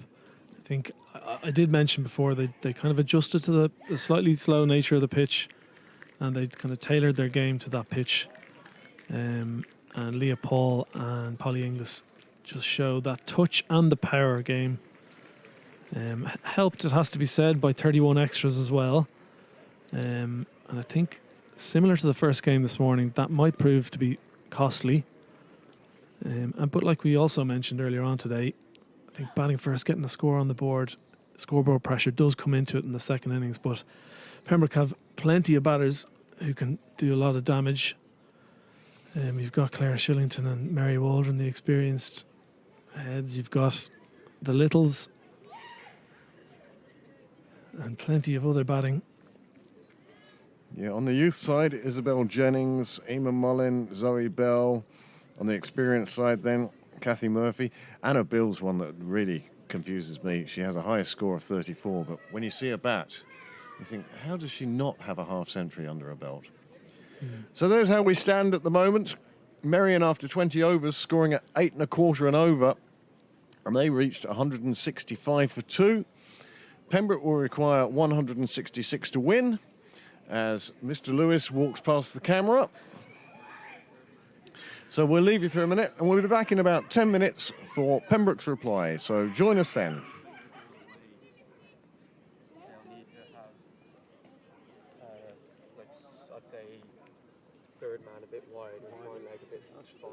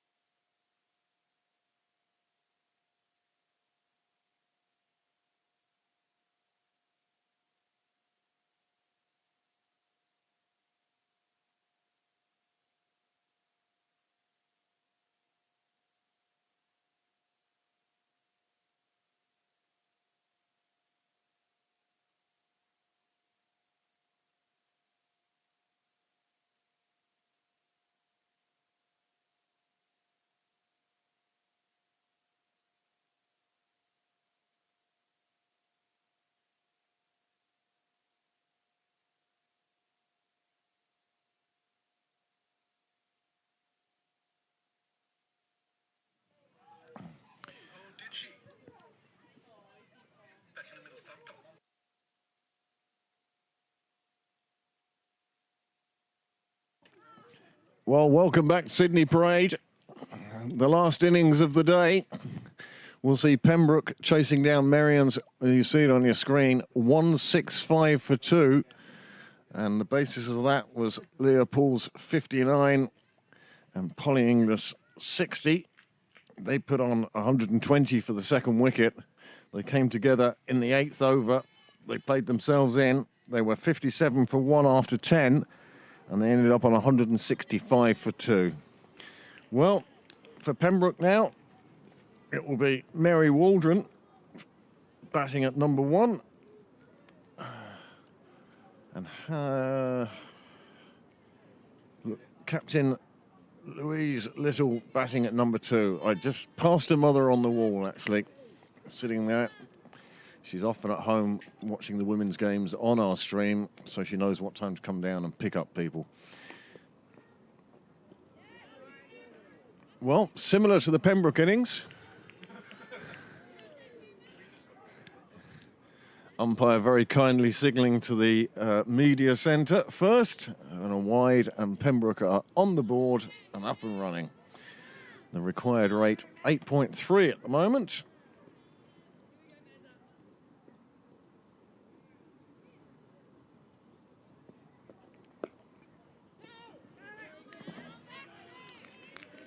Well, Niamh McNulty it is opening the bowling from the St John's end. And in fact, it's a good tight field here. There's a fielder out square on the offside, and there's a third. Encouraging the hoik across the line.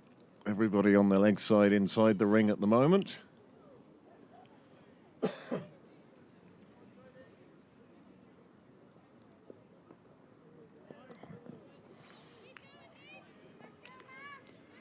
Well, Pembroke did concede 31 extras in their fielding efforts. And we found in the first game today, the Minor Cup final, we saw 24 extras in the first innings and only 12 in the second. And when you think the winning margin was 3 runs, that's a big part of that. Well, we said there was nobody on the fence, and Waldron has pierced the ring and she's let it run out to the boundary. It's almost going to have to be a totally different approach to the same sort of numbers for Pembroke. They're going to have to go from the start. Marion sort of made their way, run a ball for the first 10, and then after that they were going at 10 and over. But you feel that Pembroke need to start well. Well, it's an excellent start from Mary Waldron so far. Niamh McNulty getting a bit of outswing, but it's just starting too wide. Maybe a little bit of nerves kicking in here. Just needs to straighten that line up. Keep that full length.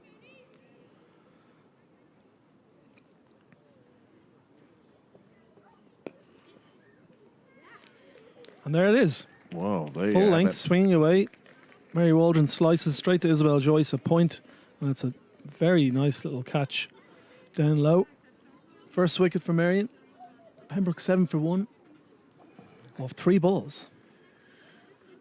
Well, there was nothing wrong with the run rate, but on this occasion, all Waldron could do was lift it out to point. The catch was taken, and the first wicket falls. And that's one of, well, as you said, these two sides met in the league last week or so, and it was Waldron's innings that actually took Pembroke to victory in that occasion, so Marion will be delighted to see the back of her. Absolutely, here we see just a little bit of outswing, nice and full, sliced out to point. Didn't quite get over the ball, Mary Waldron there.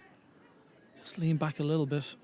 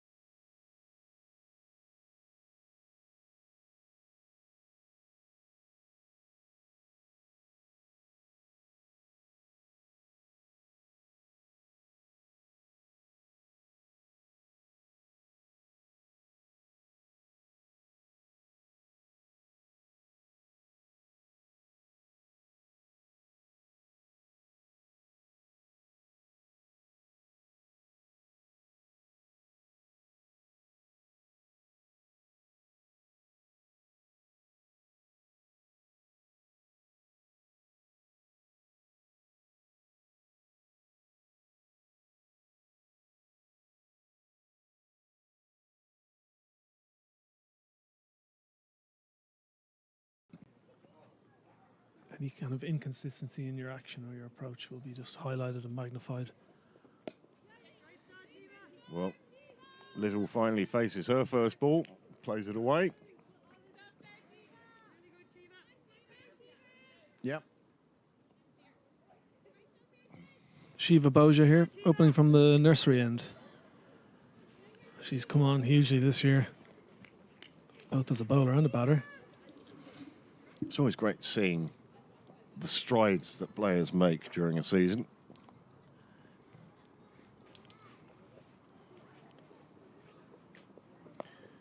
That one's just a little short, and it's pulled out square to square leg, where the boundary rider does the job and keeps it to a single. My goodness, how many times did we say that during the first innings? And on this occasion, it's the Marion fielder saving 3 runs. Annabelle Squires at square leg. She, like the Pembroke fielders in the first innings, excellent fielder as well.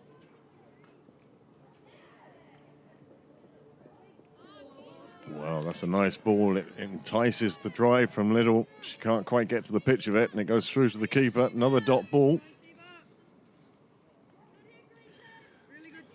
I don't like to be the statistician using figures all the time, but just keep an eye on that figure, bottom right-hand part of your screen.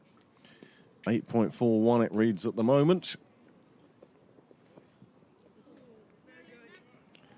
Off-speed delivery, going through to the keeper on the bounce.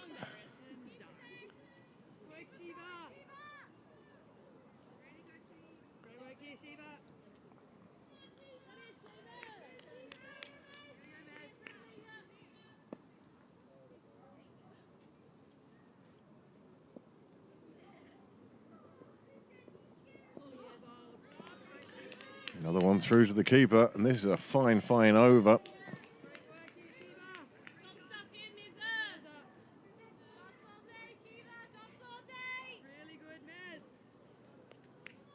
Just those 2 singles from the first 2 balls, followed up by 3 dots that Little hasn't been able to lay a bat on.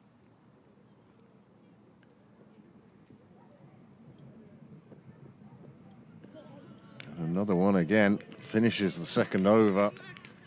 Just 2 coming from that over. 9 for 1. Still a long way to go in this final. 18 more overs. A little bit of swing for Boja also. Just enough to keep taking it away from Little's bat. Threatening a wide as well, but not quite.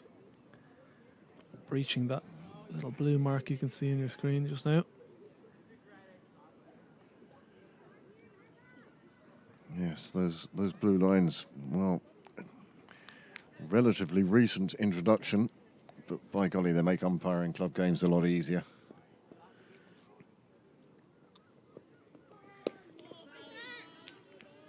Well, McNulty had a few wobbles on her opening over, but this time she's straight on to line and length, starting with a dot ball in this second of her 4 overs.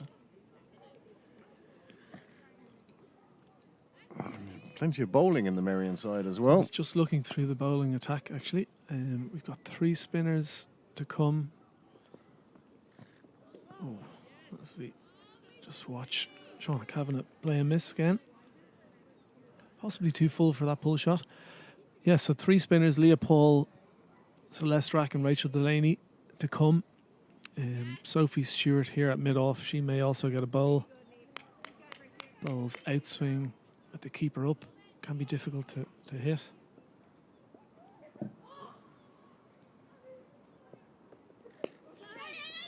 Well, that's just played out in the offside. They take on the fielding. Well, fielding like that will make you think twice about taking that single next time. Well, a direct hit. I'd like to see that one again. I do think she was home. There are 2 of the quicker runners between the wickets around. I think it was the early call that kind of got them through there. Well, Pembroke need a lot more of that. Too many dot balls so far. They got to try and turn them into ones and then wait for that bad ball. It's a nice shot off the back foot, just pushed out in the offside. The boundary rider will come in. It will just be a single.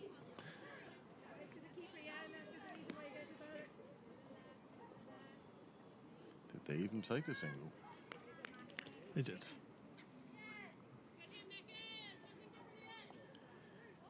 Kavanagh back on strike. Plenty of blue sky to our right.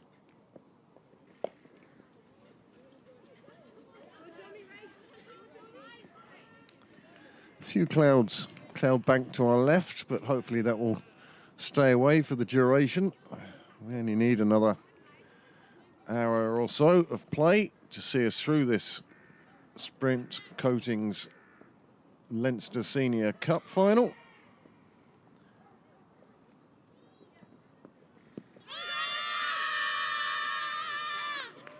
And the finger goes up. Disappointment for Kavanagh, but a second wicket for Marion. And they are in a very, very good position now. Well, top of the league and on top in this final, that's for sure.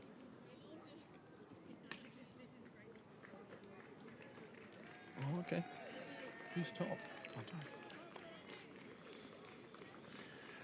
Well, as Kavanagh makes her way to the sideline, the experience of Claire Shillington coming out to the middle earlier than perhaps she would have wanted. I don't think there can be any doubt about that decision. Well, that was extremely adjacent. Kavanagh looked disappointed. She's thinking that there was bat involved or glove involved. And you see here, holding up a bat. Didn't look like it to me, but No. maybe I've got a Marion hat on. I could have blindfold on. I still would have said that one was out.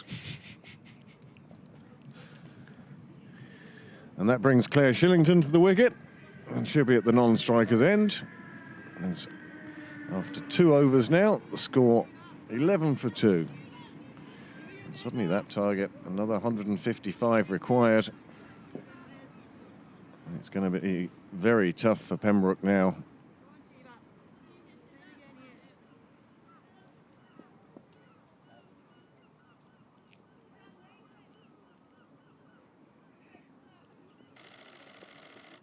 Well, that's full.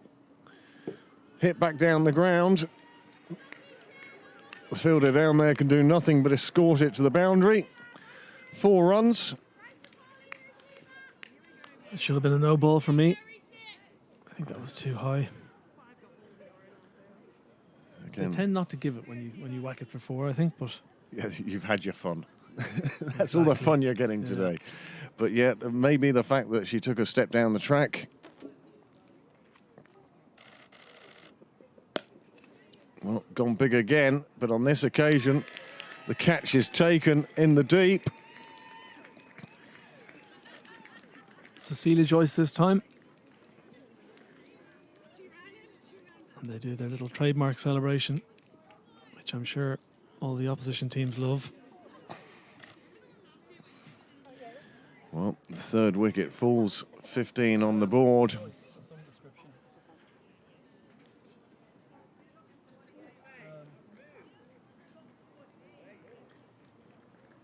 Well, it's already a big uphill struggle, I think, for Pembroke, losing 3 of their top batters in the first 3.2 overs. Well, A lot on Claire Shillington now. This match, well, it's resembling more the men's final than it is the minor final we saw earlier. This might not be the close finish we'd been hoping for. Just caught that high on the bat, little. The head goes back. She knows the result. It was a big swing of the arms. And the catch just pulled in, just on the edge of your screen. And 3 wickets down with 15 runs on the board. And what looked like an uphill battle, well, you'd need Sherpas now. It's that uphill. Isabel Jennings is the new bat. She comes in.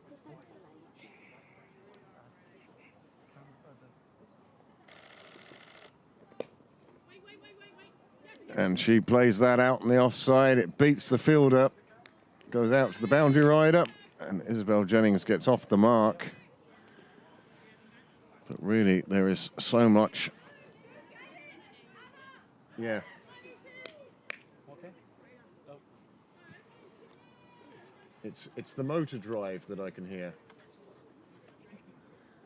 And your conversations. Sorry, Craig. I'm all right with it. The viewing public will be ringing up to find out what you actually meant by that.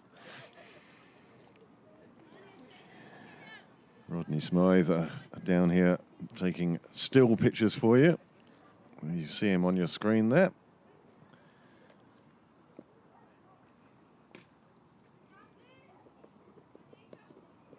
Oh, that's beautifully fielded. No run there. Shillington thought she'd swiveled around on that one. It would be 4 any other day. On this occasion, she finds the fielder. Well, it's all on Claire Shillington really now, isn't it? It is. It is. Well, She is quick certainly 100 from capable. Isabel Jennings, perhaps. A lot of pressure to put on Isabel, but maybe she can be in a partnership with Claire Shillington. It's not something that Shillington can do by herself. She's going to need support.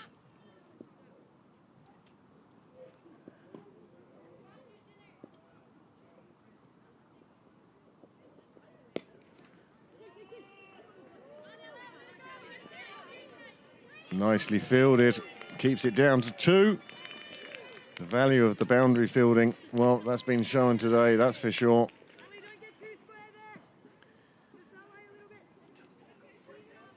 But there's, I mean, Ali Boucher was out in the cover boundary there. Brilliantly fielded.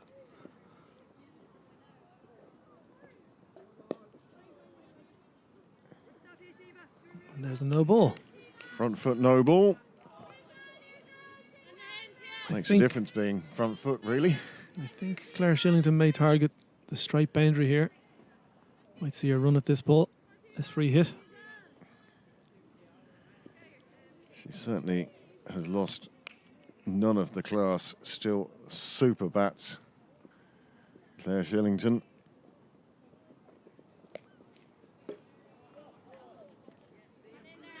Well, the free hit gets stopped before it crosses the boundary. Just a single coming from it. And that's the end of the over. And what an over it was. 19 for 3. 20 for 3. The scoreboard does that to me so many times. You believe what it's saying. And there's the card so far. 4, 6 and 2. Well, that is not the start that you're looking for as far as runs are concerned. After 4 overs.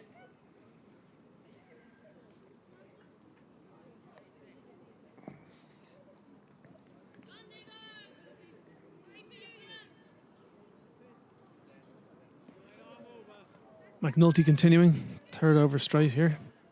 No surprise really. She has 2 for 9 so far. She's been after a couple of wides in the first few balls. She's been excellent. Pitching the ball up, swinging it, challenging that outside edge.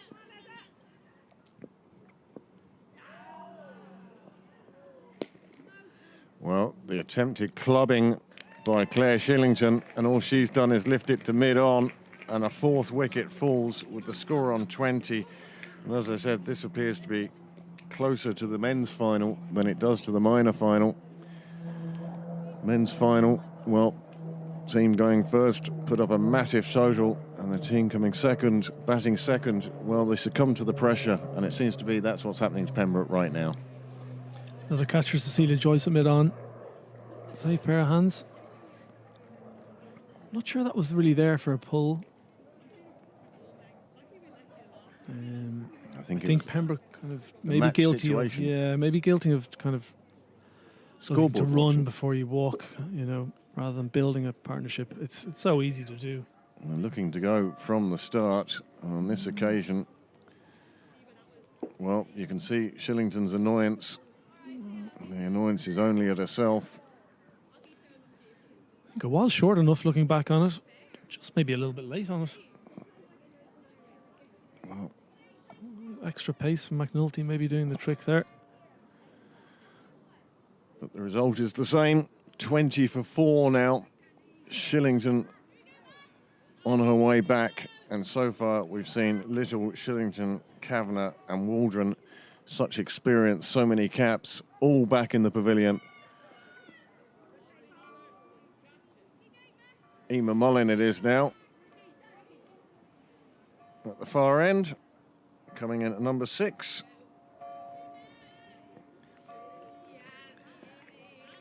Now it could be that in 5-7 years' time you could see Jennings and Mullin batting for the Pembroke middle order. But at the moment, it's a struggle for them.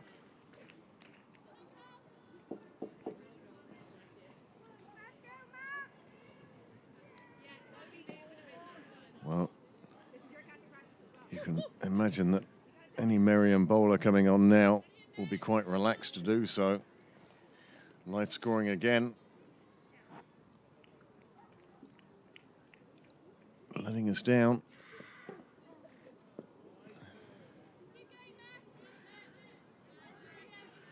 Well, another wide.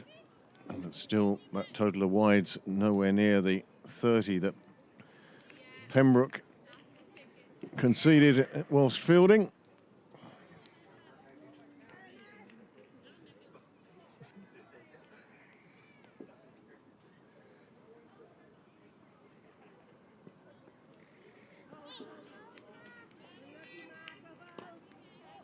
That's a good ball from McNulty.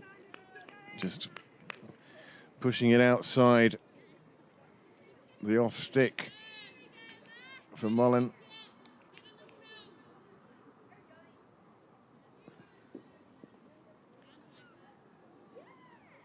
You hope that these two realise they've plenty of overs to bat. I don't need to be going for every ball from here. Although that required run rate, with the loss of those wickets, well, the required run rate now over 9. You had a DL sheet earlier. Do we see how horrible that says it is? 4 wickets down. And we're in the 5th over. So at the end of the 5th, with 4 wickets down, Pembroke would need to be on 58 if the rain came. And they're nowhere near that. So they're behind on DL, they're behind in most people's minds. And it's going to take a monumental effort to change that viewpoint.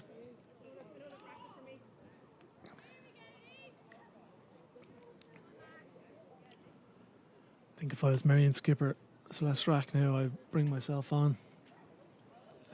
Just think, obviously McNulty's bowled brilliantly, but just think with Pembroke needing to chase the game already, get that slow spin on. You might see some catches. Yep, I think taking the pace off at this stage would be the way to go for them.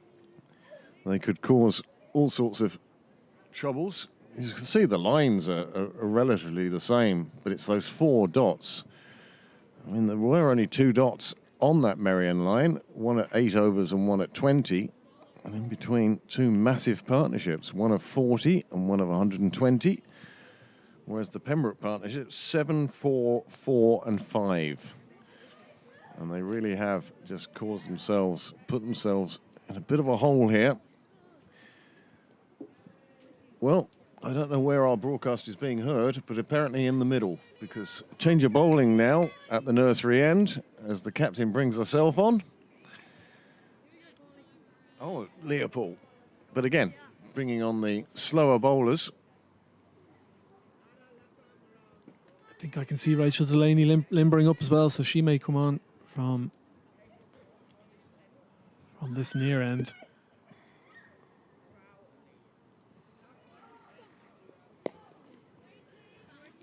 Well, good intent shown by Isabel Jennings.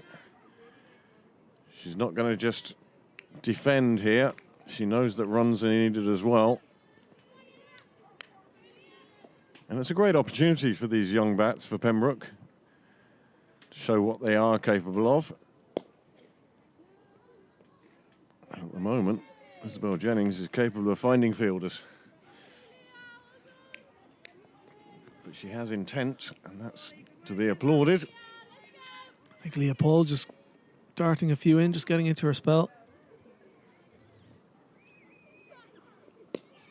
Might see a bit more flight as she gets through.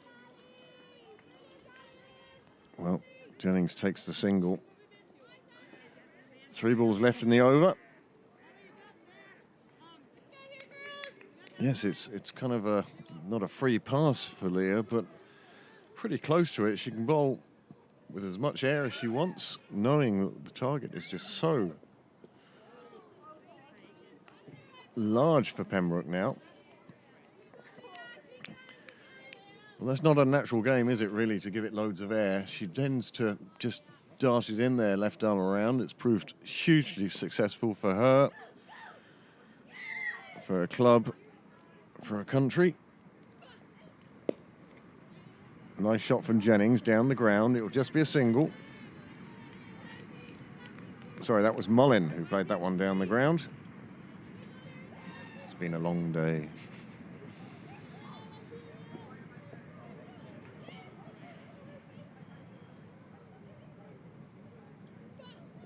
Bit short on this occasion, pulled round on the leg side. The boundary rider has to come in 10-15 yards off the boundary to collect it.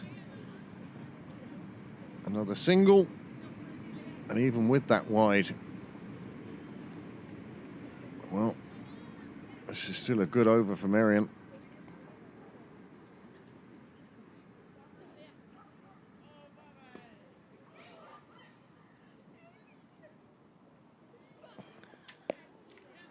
Nice shot, pulled over towards those Marion tents on the side. Well fielded though.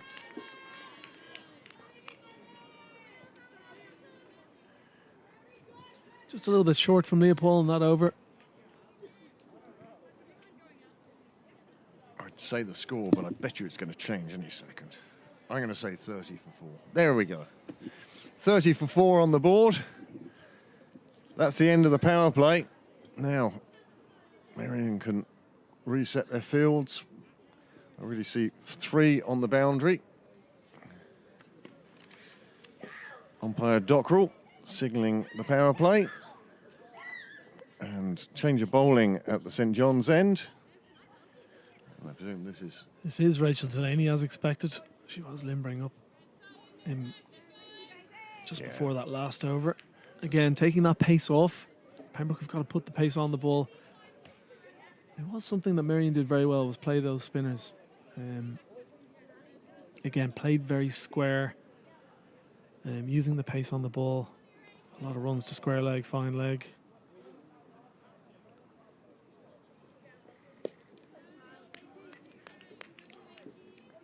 Also does bowl quite flat, similar to Leopold.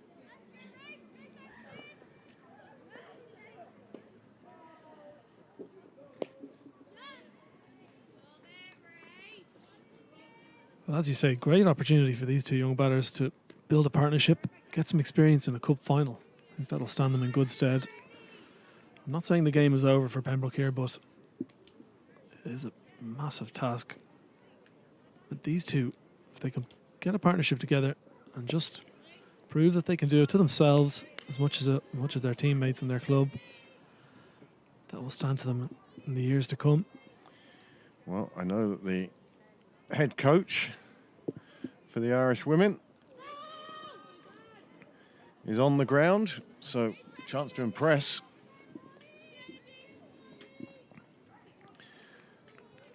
If not for the Irish side, then certainly for the Super Series. That's very true.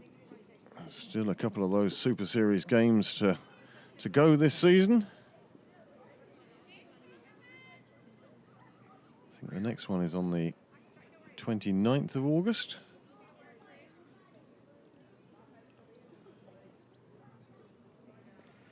Well, big swipe at that one. Could have gone anywhere. Went past the keeper. It's just a single.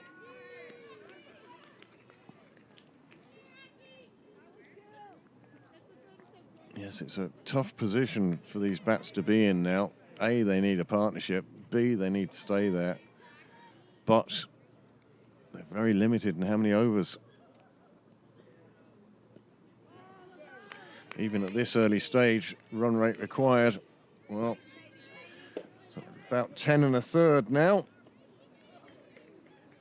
As the score moves on to 32 for 4, and that's a super over from Delaney, just 2 runs from it. And there is the bowling so far. Niamh McNulty, the pick of them, 3 for 13 from her 3 overs. And that's just super stuff all round from Marion. Now, if this was the first innings, you'd say, well, Pembroke can still go on and build a total that they could defend. But when you're chasing 165, 166 for victory, 4 wickets down. Does funny things to your mind, doesn't it? It does. It does. That's why chasing is a lot of the time about experience. It's just knowing how much time you have, knowing that you need to build that partnership. Runs will flow.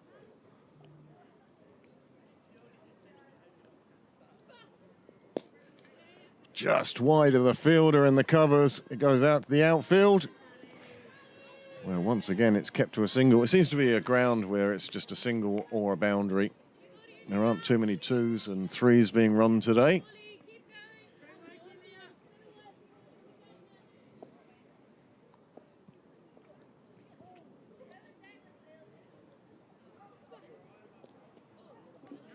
Much more flight from Paul in this over.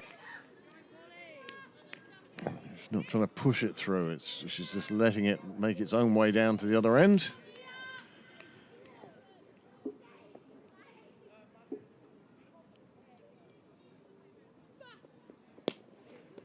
Oh, nailed her partner. Great bit of fielding there from Isabel Jennings. Or from Emma Mullen. Isabel Jennings powering the ball down the ground. Oh, there was a fielder behind her as well.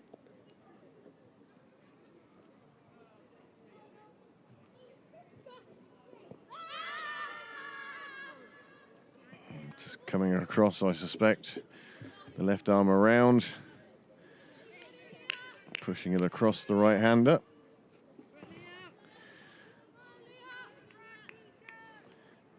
Yeah, I just get the sort of feeling that if this was a league game, you'd want to bring in a slip now. But with it being a cup final, your concern is not to concede too many runs, not to let Pembroke back into the game. It's not like Marion have to take wickets here. Well, another super over, just 1 run coming from it. 33 for 4 now.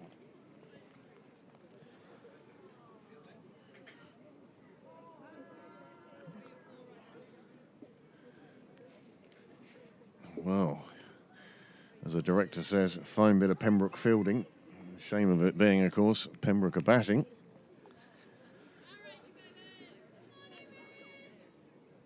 Well, just 3 off the last 2 overs. You feel like the pressure is really building here. You feel like a wicket could be coming. Or at least some big shots anyway. Well, it's an attempt to try and put more power onto the ball now, and as you say, that's going to create its own opportunities. I suspect the ball's going to be in the air at some stage.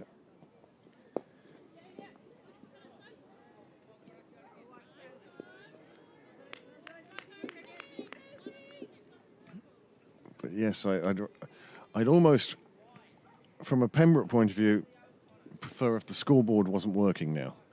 So the bats wouldn't be looking at it and thinking, "Oh my goodness, we need another 130 runs, and we need to do that." We just relax and play your game. Just bat. Just bat. Just enjoy the occasion.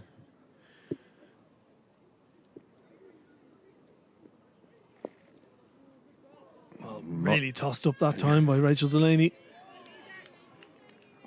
Well, there's no harm in it either because They have the runs to play with. they certainly do.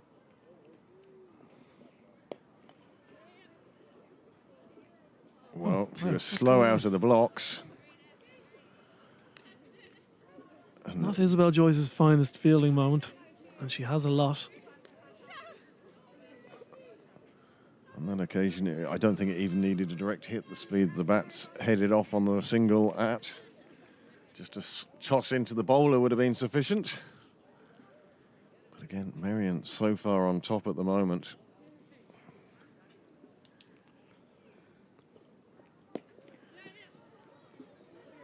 Well, one hit into the outfield in the air.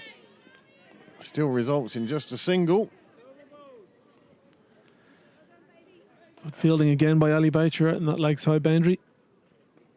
And just 3 off that Delaney over.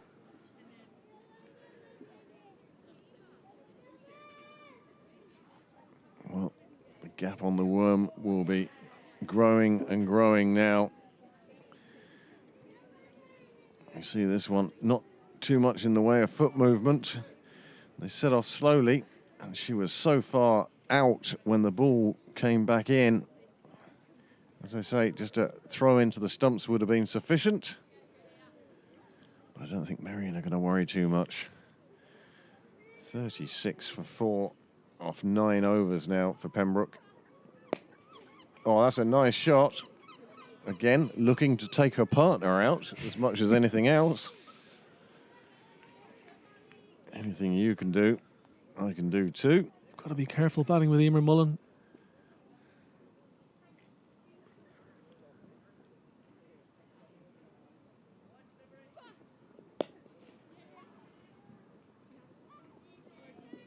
Mullen just putting that one into the leg side, taking a single.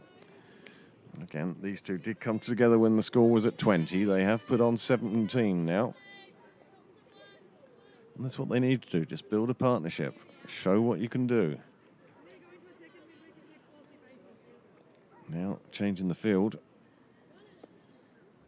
Just bringing in fielders into a more catching position.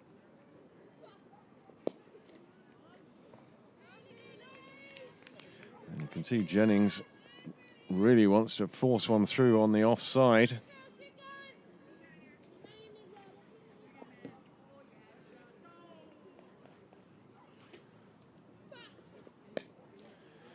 Well, that's cut away on the offside. The spin, make sure the fielder can't pick it up cleanly. Lets them get through for the single. Well, Isabel Jennings, highest score in this competition, 24 this year. It's one of those statistical anomalies. Highest score of 24 and an average of 32.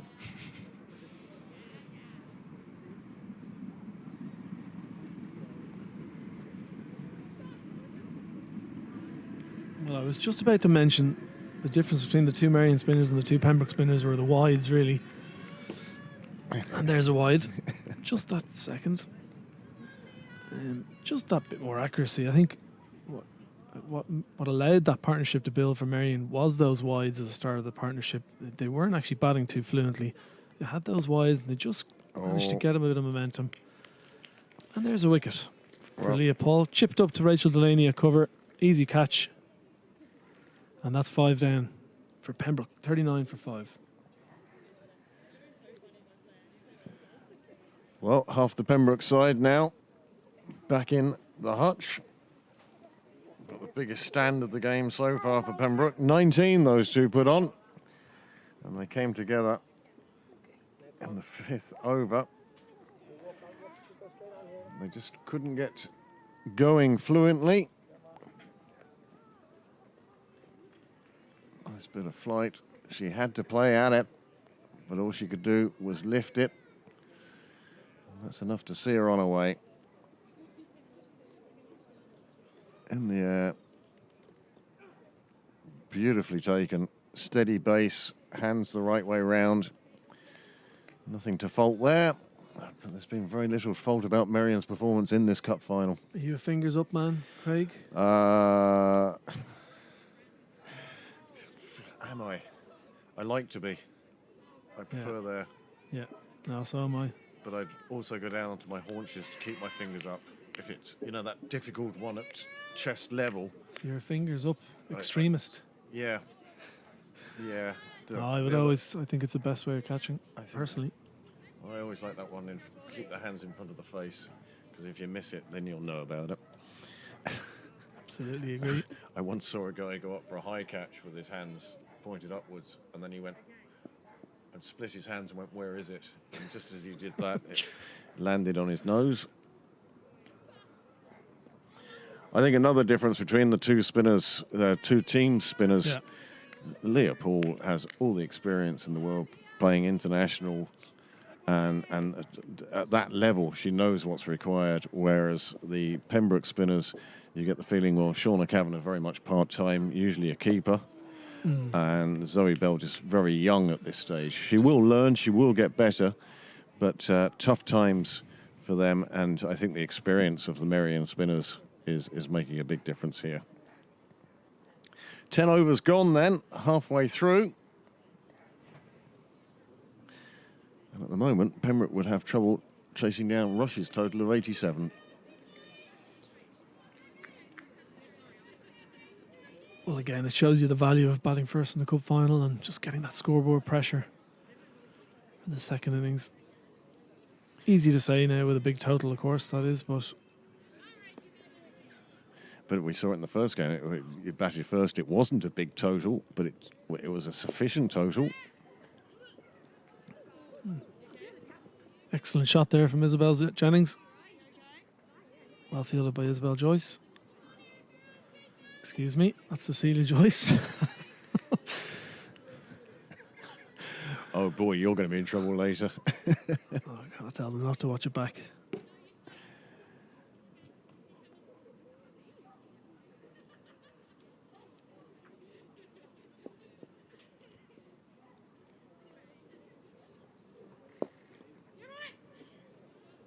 Nicely run, nicely called. That gets Zoe Bell off the mark.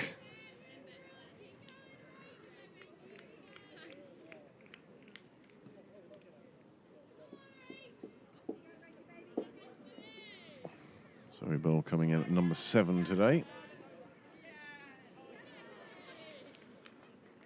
Well, that's the end of Isabel Jennings. She tried to paddle one around the corner. It just took the edge of the bat.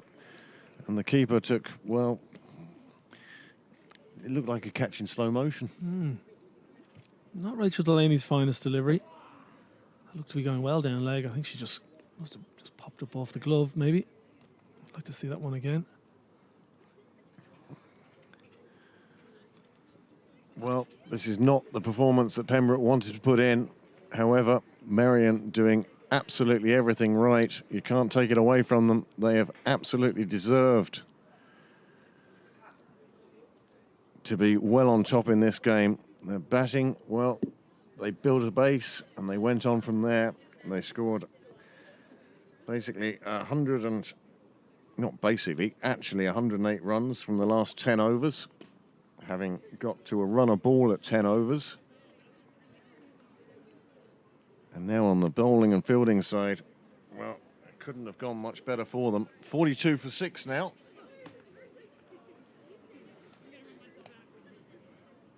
I think we might see Celeste Strack and Sophie Stewart getting a bowl here.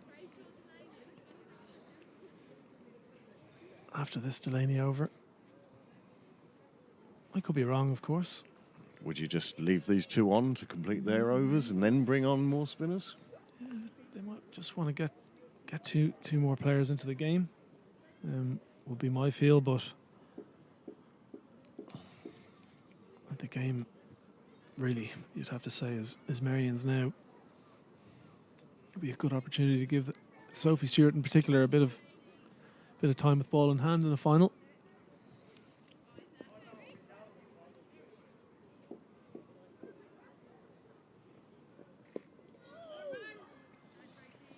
Kathy Murphy, the new bat. I was unsure who'd walked out, but once you saw that shot played, I knew exactly who it was. Kathy, another Irish international.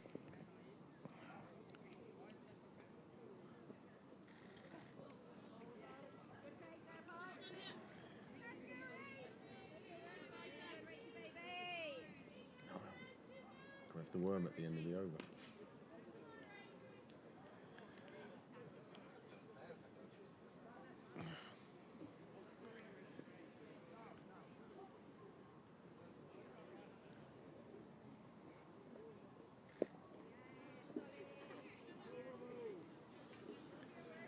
Well, another over clicks by. That's 11 gone now. Score 42 for 6.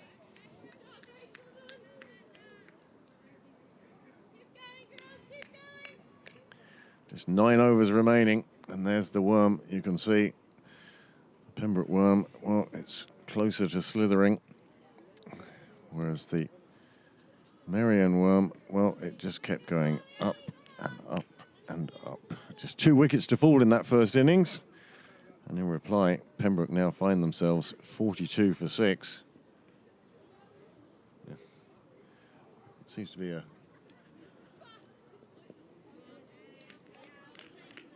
theme of the day, isn't it? Zoe Bell also taking guard at off stump, even outside off. back foot. Well, a toe on a back foot appears to be outside off stump. And plays that one away. Another dot ball. You have to say Leopold and Rachel Delaney have bowled brilliantly here. Yes, they have the luxury of that first innings total of 165, but still, they've been right on the money.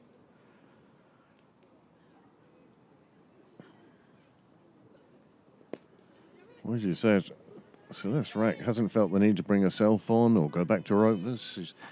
It must be one of the more relaxing innings for a captain in a cup final, when your plans come together and you have the opposition 6 down. Still 122 runs behind your score.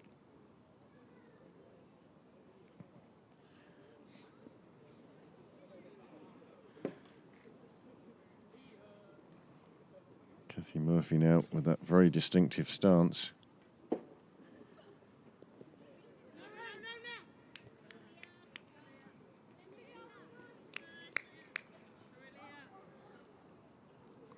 Well, another over is clicking by without too many runs being added. Just one from the first 4 balls.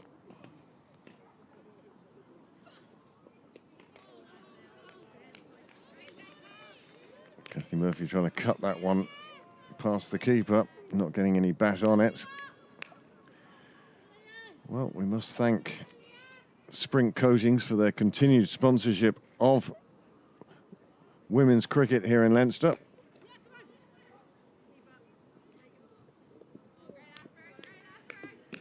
Murphy takes a single.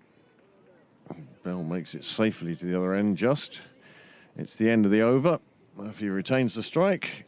And the score has moved on to 44 for 6. Leah Paul's finished her 4 overs, 1 for 13. Be a strong contender for player of the match, which Craig will decide soon.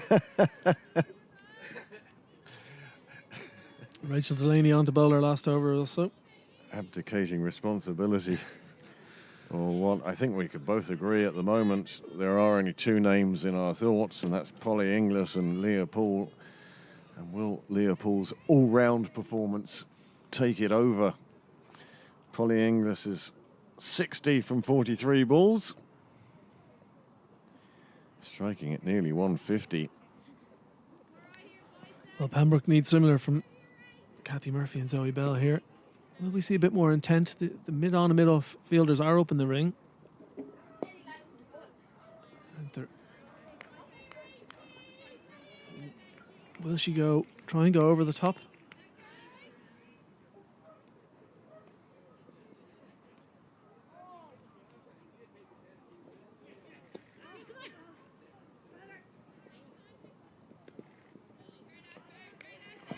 Just a drop and run from Murphy, gets her down to the non-striker's end. I think that's what Kathy will see her role as now, a sort of almost mentor to Zoe Bell. Try and build a partnership, try and give Zoe as much of the strike as possible. Try and let her get the experience of playing and batting in a senior cup final.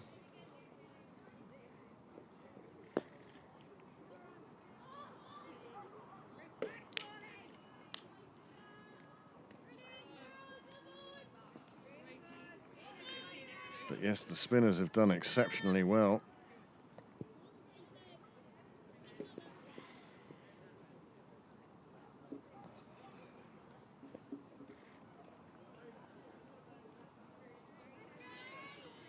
if Pembroke are to lift this trophy, then I suggest that umpire Docker will have to have his arms outstretched between now and Christmas.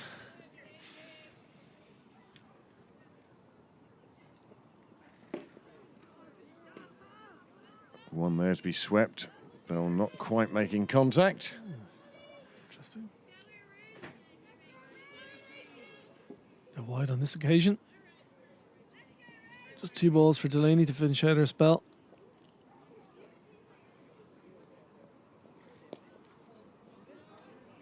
Can she stay in single figures? For runs conceded, that is. Just 1 ball left.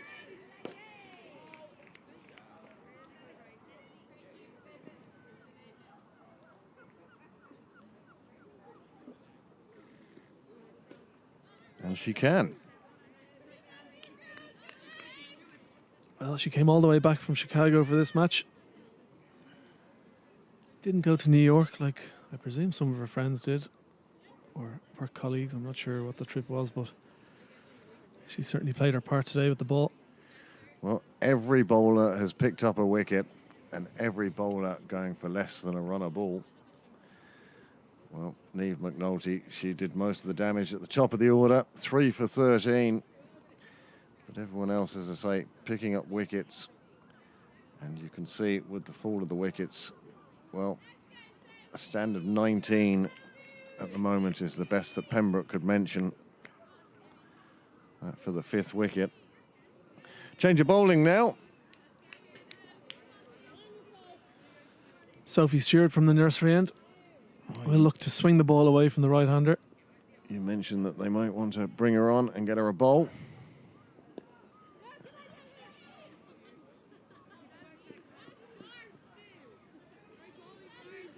What great experience for the bowler.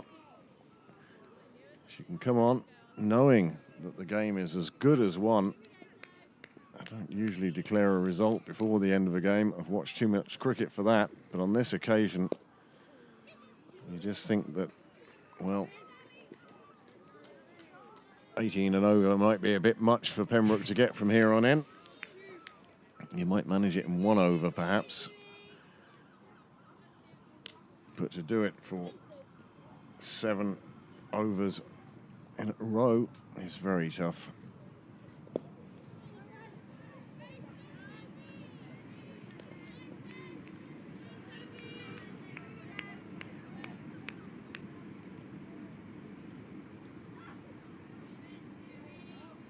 Oh, it was a much vaunted. Oh, this one's in the air. Caught and bowled, Kathy Murphy.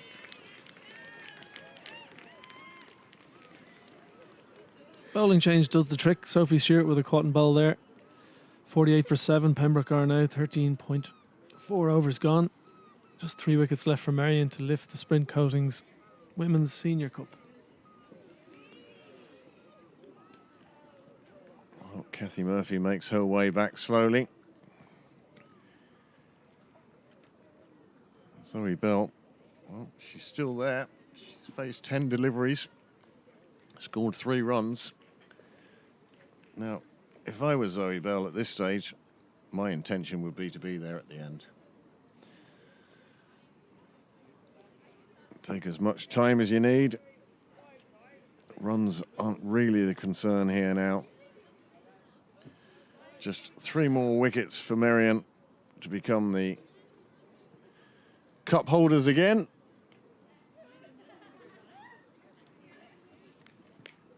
A long way to go to catch up with Clontarf, I think.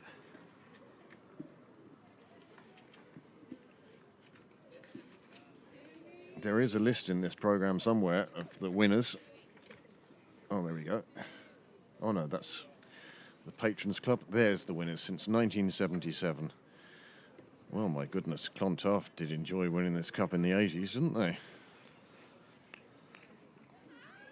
You see, the last time Marion won it was last year, and the last time Pembroke won it was the year before. Yes, I think Marion got a treble last year, which is unprecedented. Just had to Stick that in there, Craig. Sorry. Oh, absolutely, deservedly so. Nearly a quadruple, actually. In fact, Clontarf just won one of the cups at the end of the year. It's a fine team that Marion have. A great collection of experience and youth, bringing through the next generation.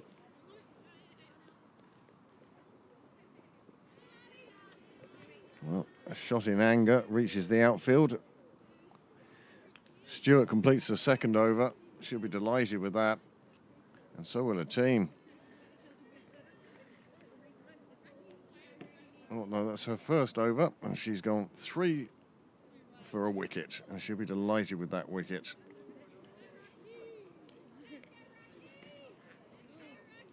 Here is the skipper. Pembroke have reached. Finally bringing herself on. Pembroke have reached the half century. And now, yes, the skipper, Celeste Rack, she's bringing herself on. Third spinner. As always, cap still on.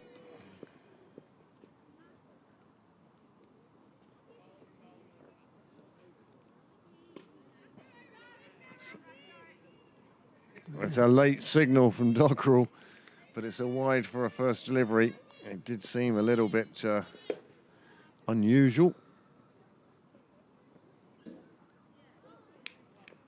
You had the choice of a wide or a no ball there. Excellent second ball though from Rack. And this is good experience for Zoe Bell, facing this sort of bowling.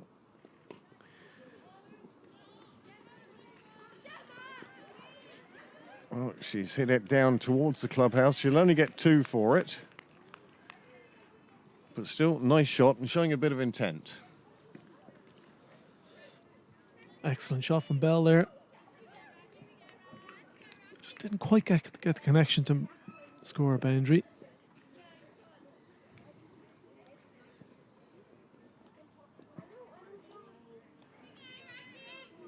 Well, again, the umpire signalling wide.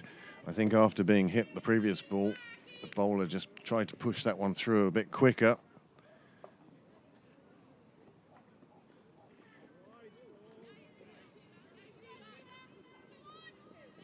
There's a lot of turn on offer there, but it's just too wide. I'd like to see her giving it a bit more air, tossing it up there, encouraging the shots, looking for the top edge. I think we all know leg spin is the toughest craft in cricket.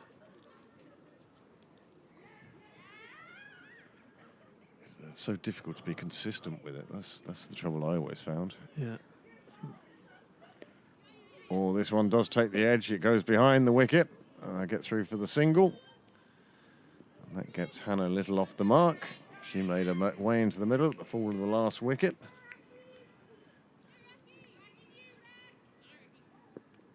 As we say, just 3 more wickets now. And that's a beauty.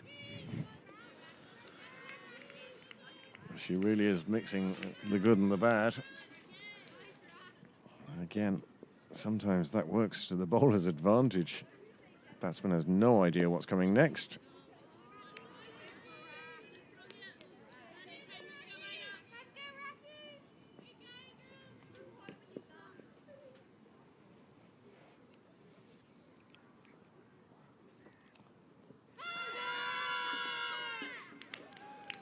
Well, the finger goes up, Bell departs, another wicket falls. Score on 55 now, 8 wickets down.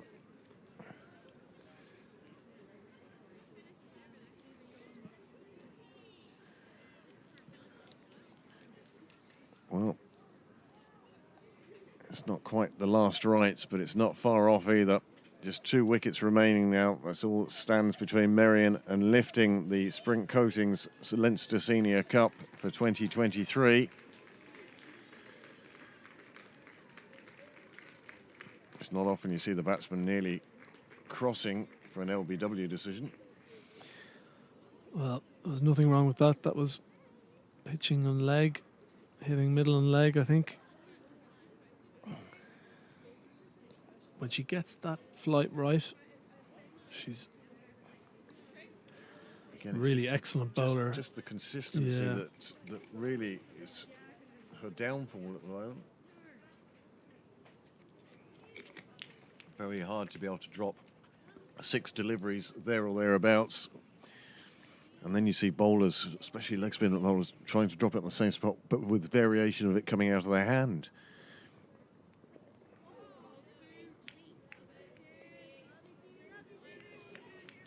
Shackler now in at the far end, the 10th wicket. The 10th bat, rather.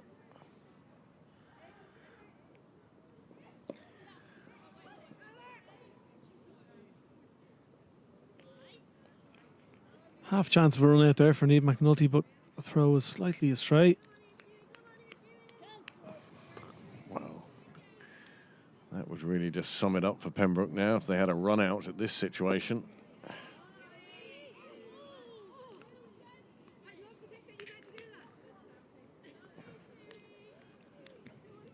Cunning bit of footwork from Sophie Stewart there.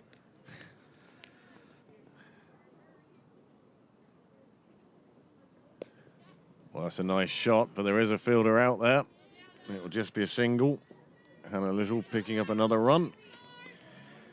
Pembroke move on to 58. Annabelle Squires and Ali Boucher patrolling the boundaries today. For Marion, they've been excellent. They really Really have been. good athletes and get to the ball quickly, strong arms. Been a feature of both teams, really. Yep, you feel Pembroke were a bowler short. And possibly 4 batsmen.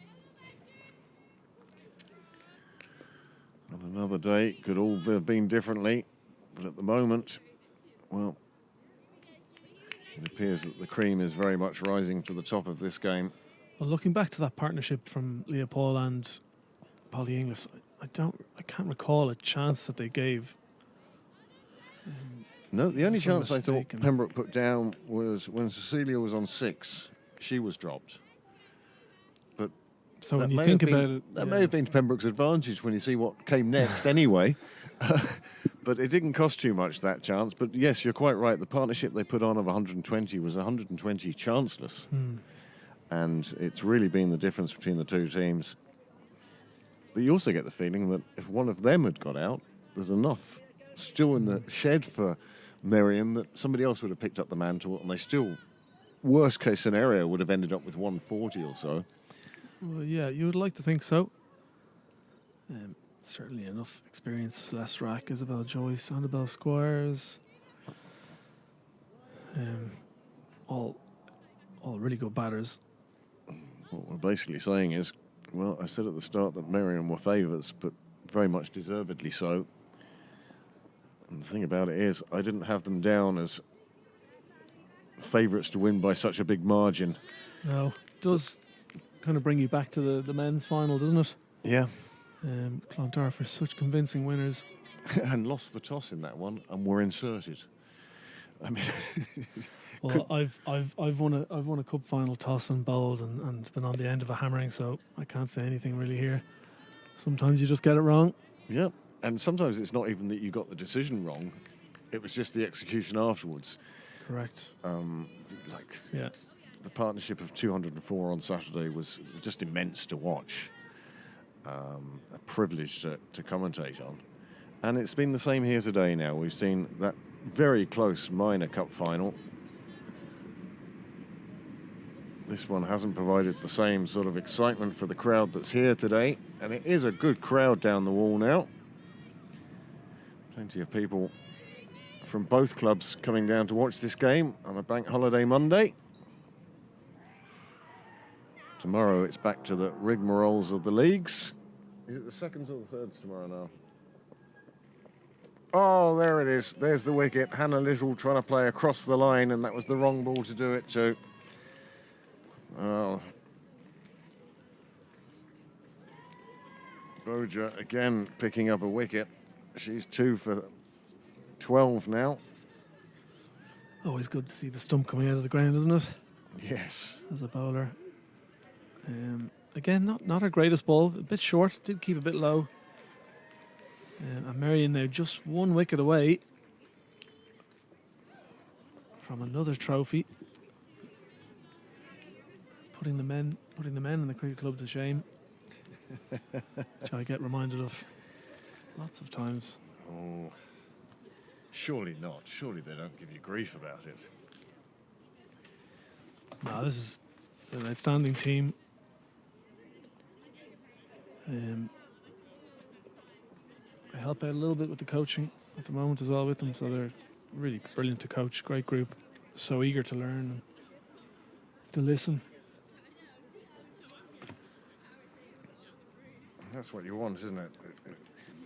It's all very well trying to coach a team, but if they don't want to learn, you can't make them. But when they do, my goodness, they soak up knowledge like sponges. Absolutely. Well, 60 for 9 from a Pembroke point of view. They require 106 from 3.3 overs at a rate of 30.29. Basically, they need to hit a 6 every ball. They have 1 wicket left, and that wicket is Anna Beale, left-handed, as distinctive in her batting stance as she is in her bowling stride.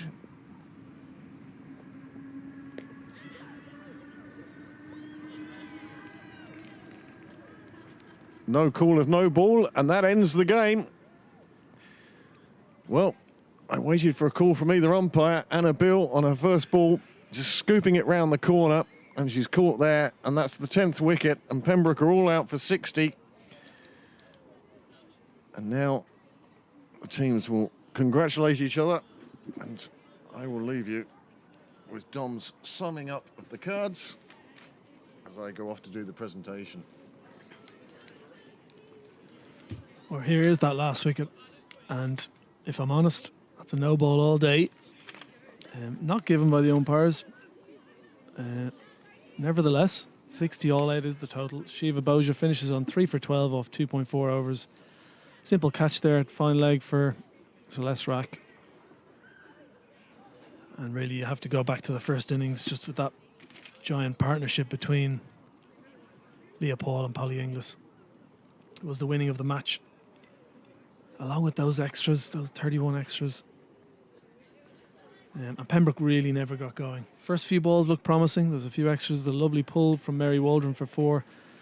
And after that, really, there wasn't much to write home about. All of the Marion bowlers got in on the act.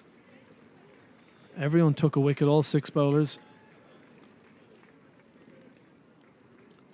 All right, let me see the cards. I know what you're doing.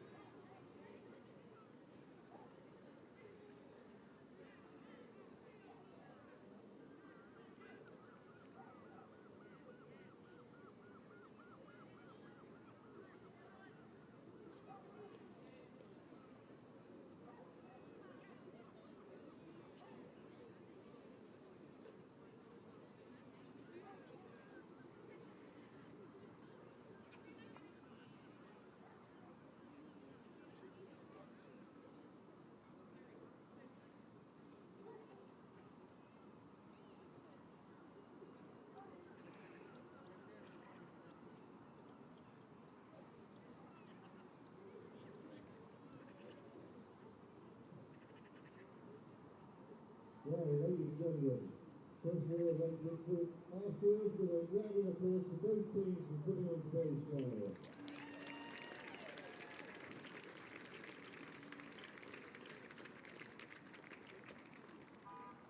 We're a full presentation party here. I'd like to introduce Alan and Michelle McGuinness from Spectators, sponsors of this competition.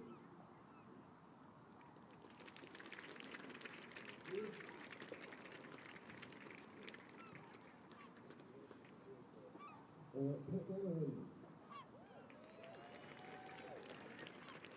Marion, Director of the and Chair of Royal Cricket Leinster, Sinead McDonald.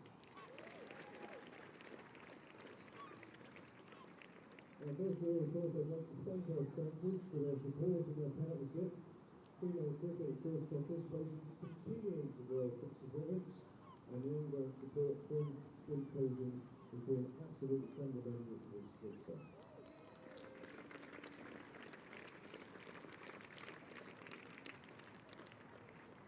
Many thanks to Pembroke as the host club, providing the facilities today to our President, Brendan O'Reilly.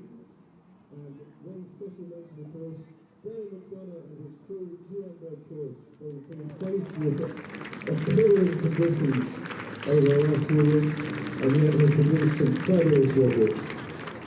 Philip and Brad McBurn for their excellent catering and point pouring. And finally, Jamal Walsh for his streaming abilities and a camera at both ends who's done an absolute super job here today. Thank you very much, Marion.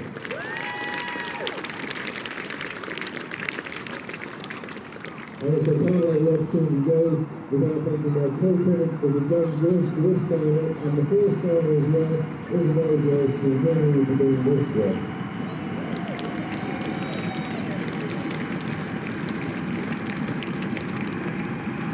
Now, no doubt go ahead here at the officials, and first of all, it's the umpires, Derek Dockrell and Thomas Africano. They must come forward to their medals, and I apologise for any pronunciations of Dockrell that I made.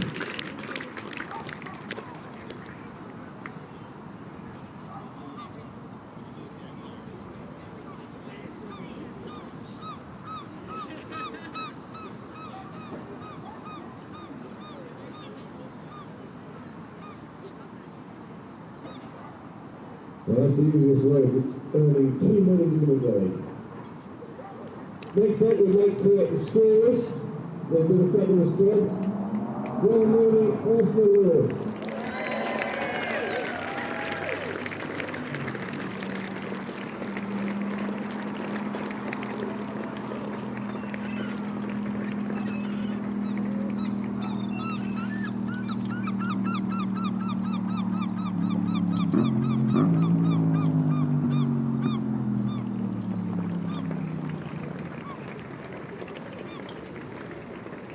Now, ladies and gentlemen, I'd like to call upon the captain of the runners-up, Louise Little.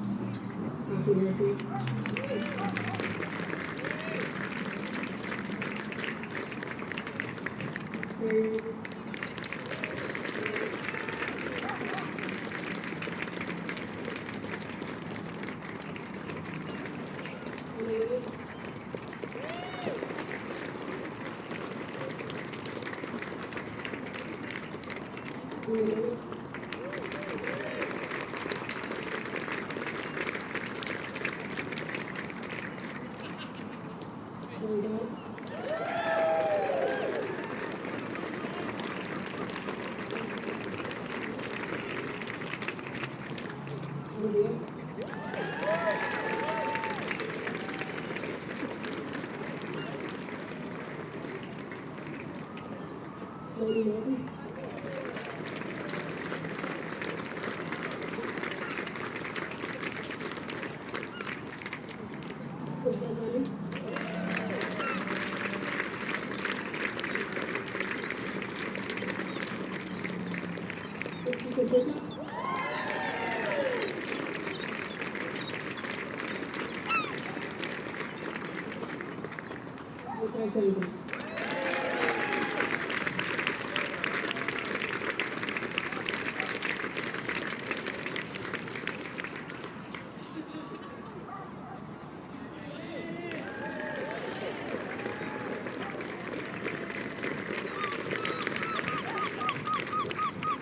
Apologies for this, I think this is the wrong order, but I'd now like to call upon our sponsor just to say a few words about today's show.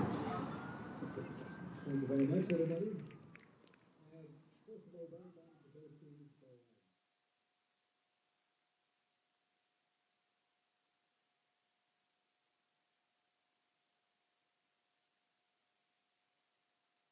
fantastic effort from Marion.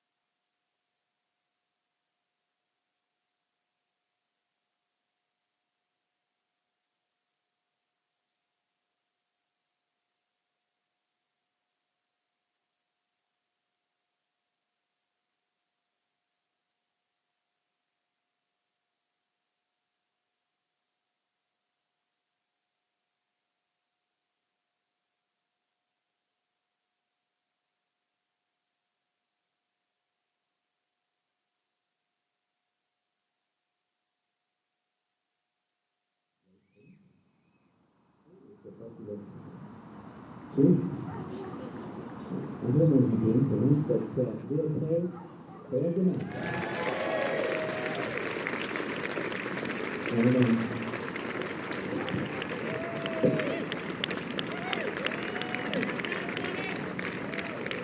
Thank you very much.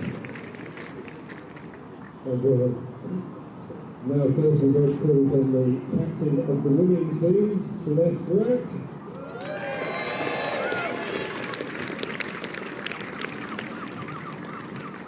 Thank you for hosting this one for the congratulations to having us. It's been a great few years for us, and something we've come together with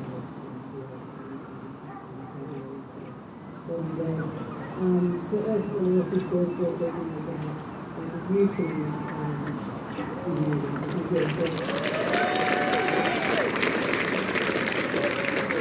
a big thank you to Israel and Bangladesh for coaching us this year. Good job on you guys.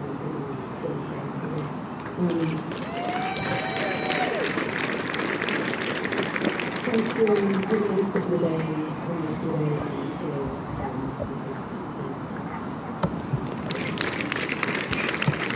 Thank you very much.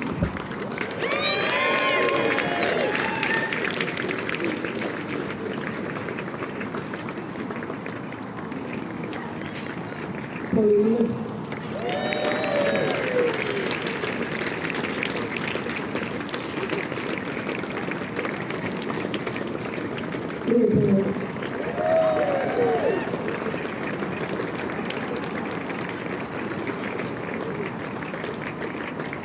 Susan David.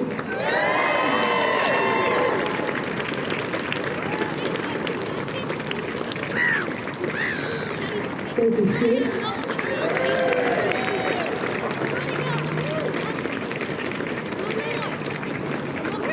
Harry Dawson.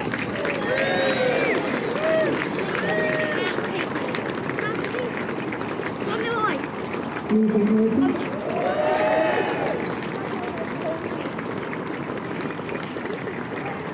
Andrew Story.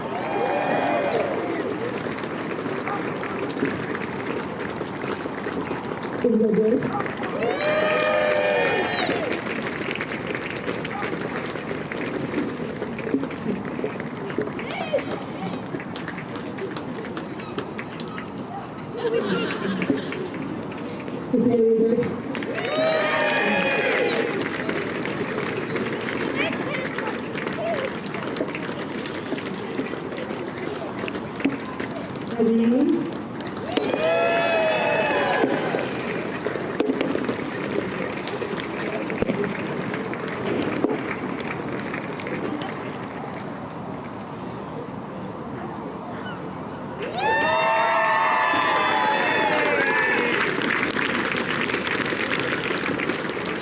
Now, if the Marion team would like to come up in front of the sign.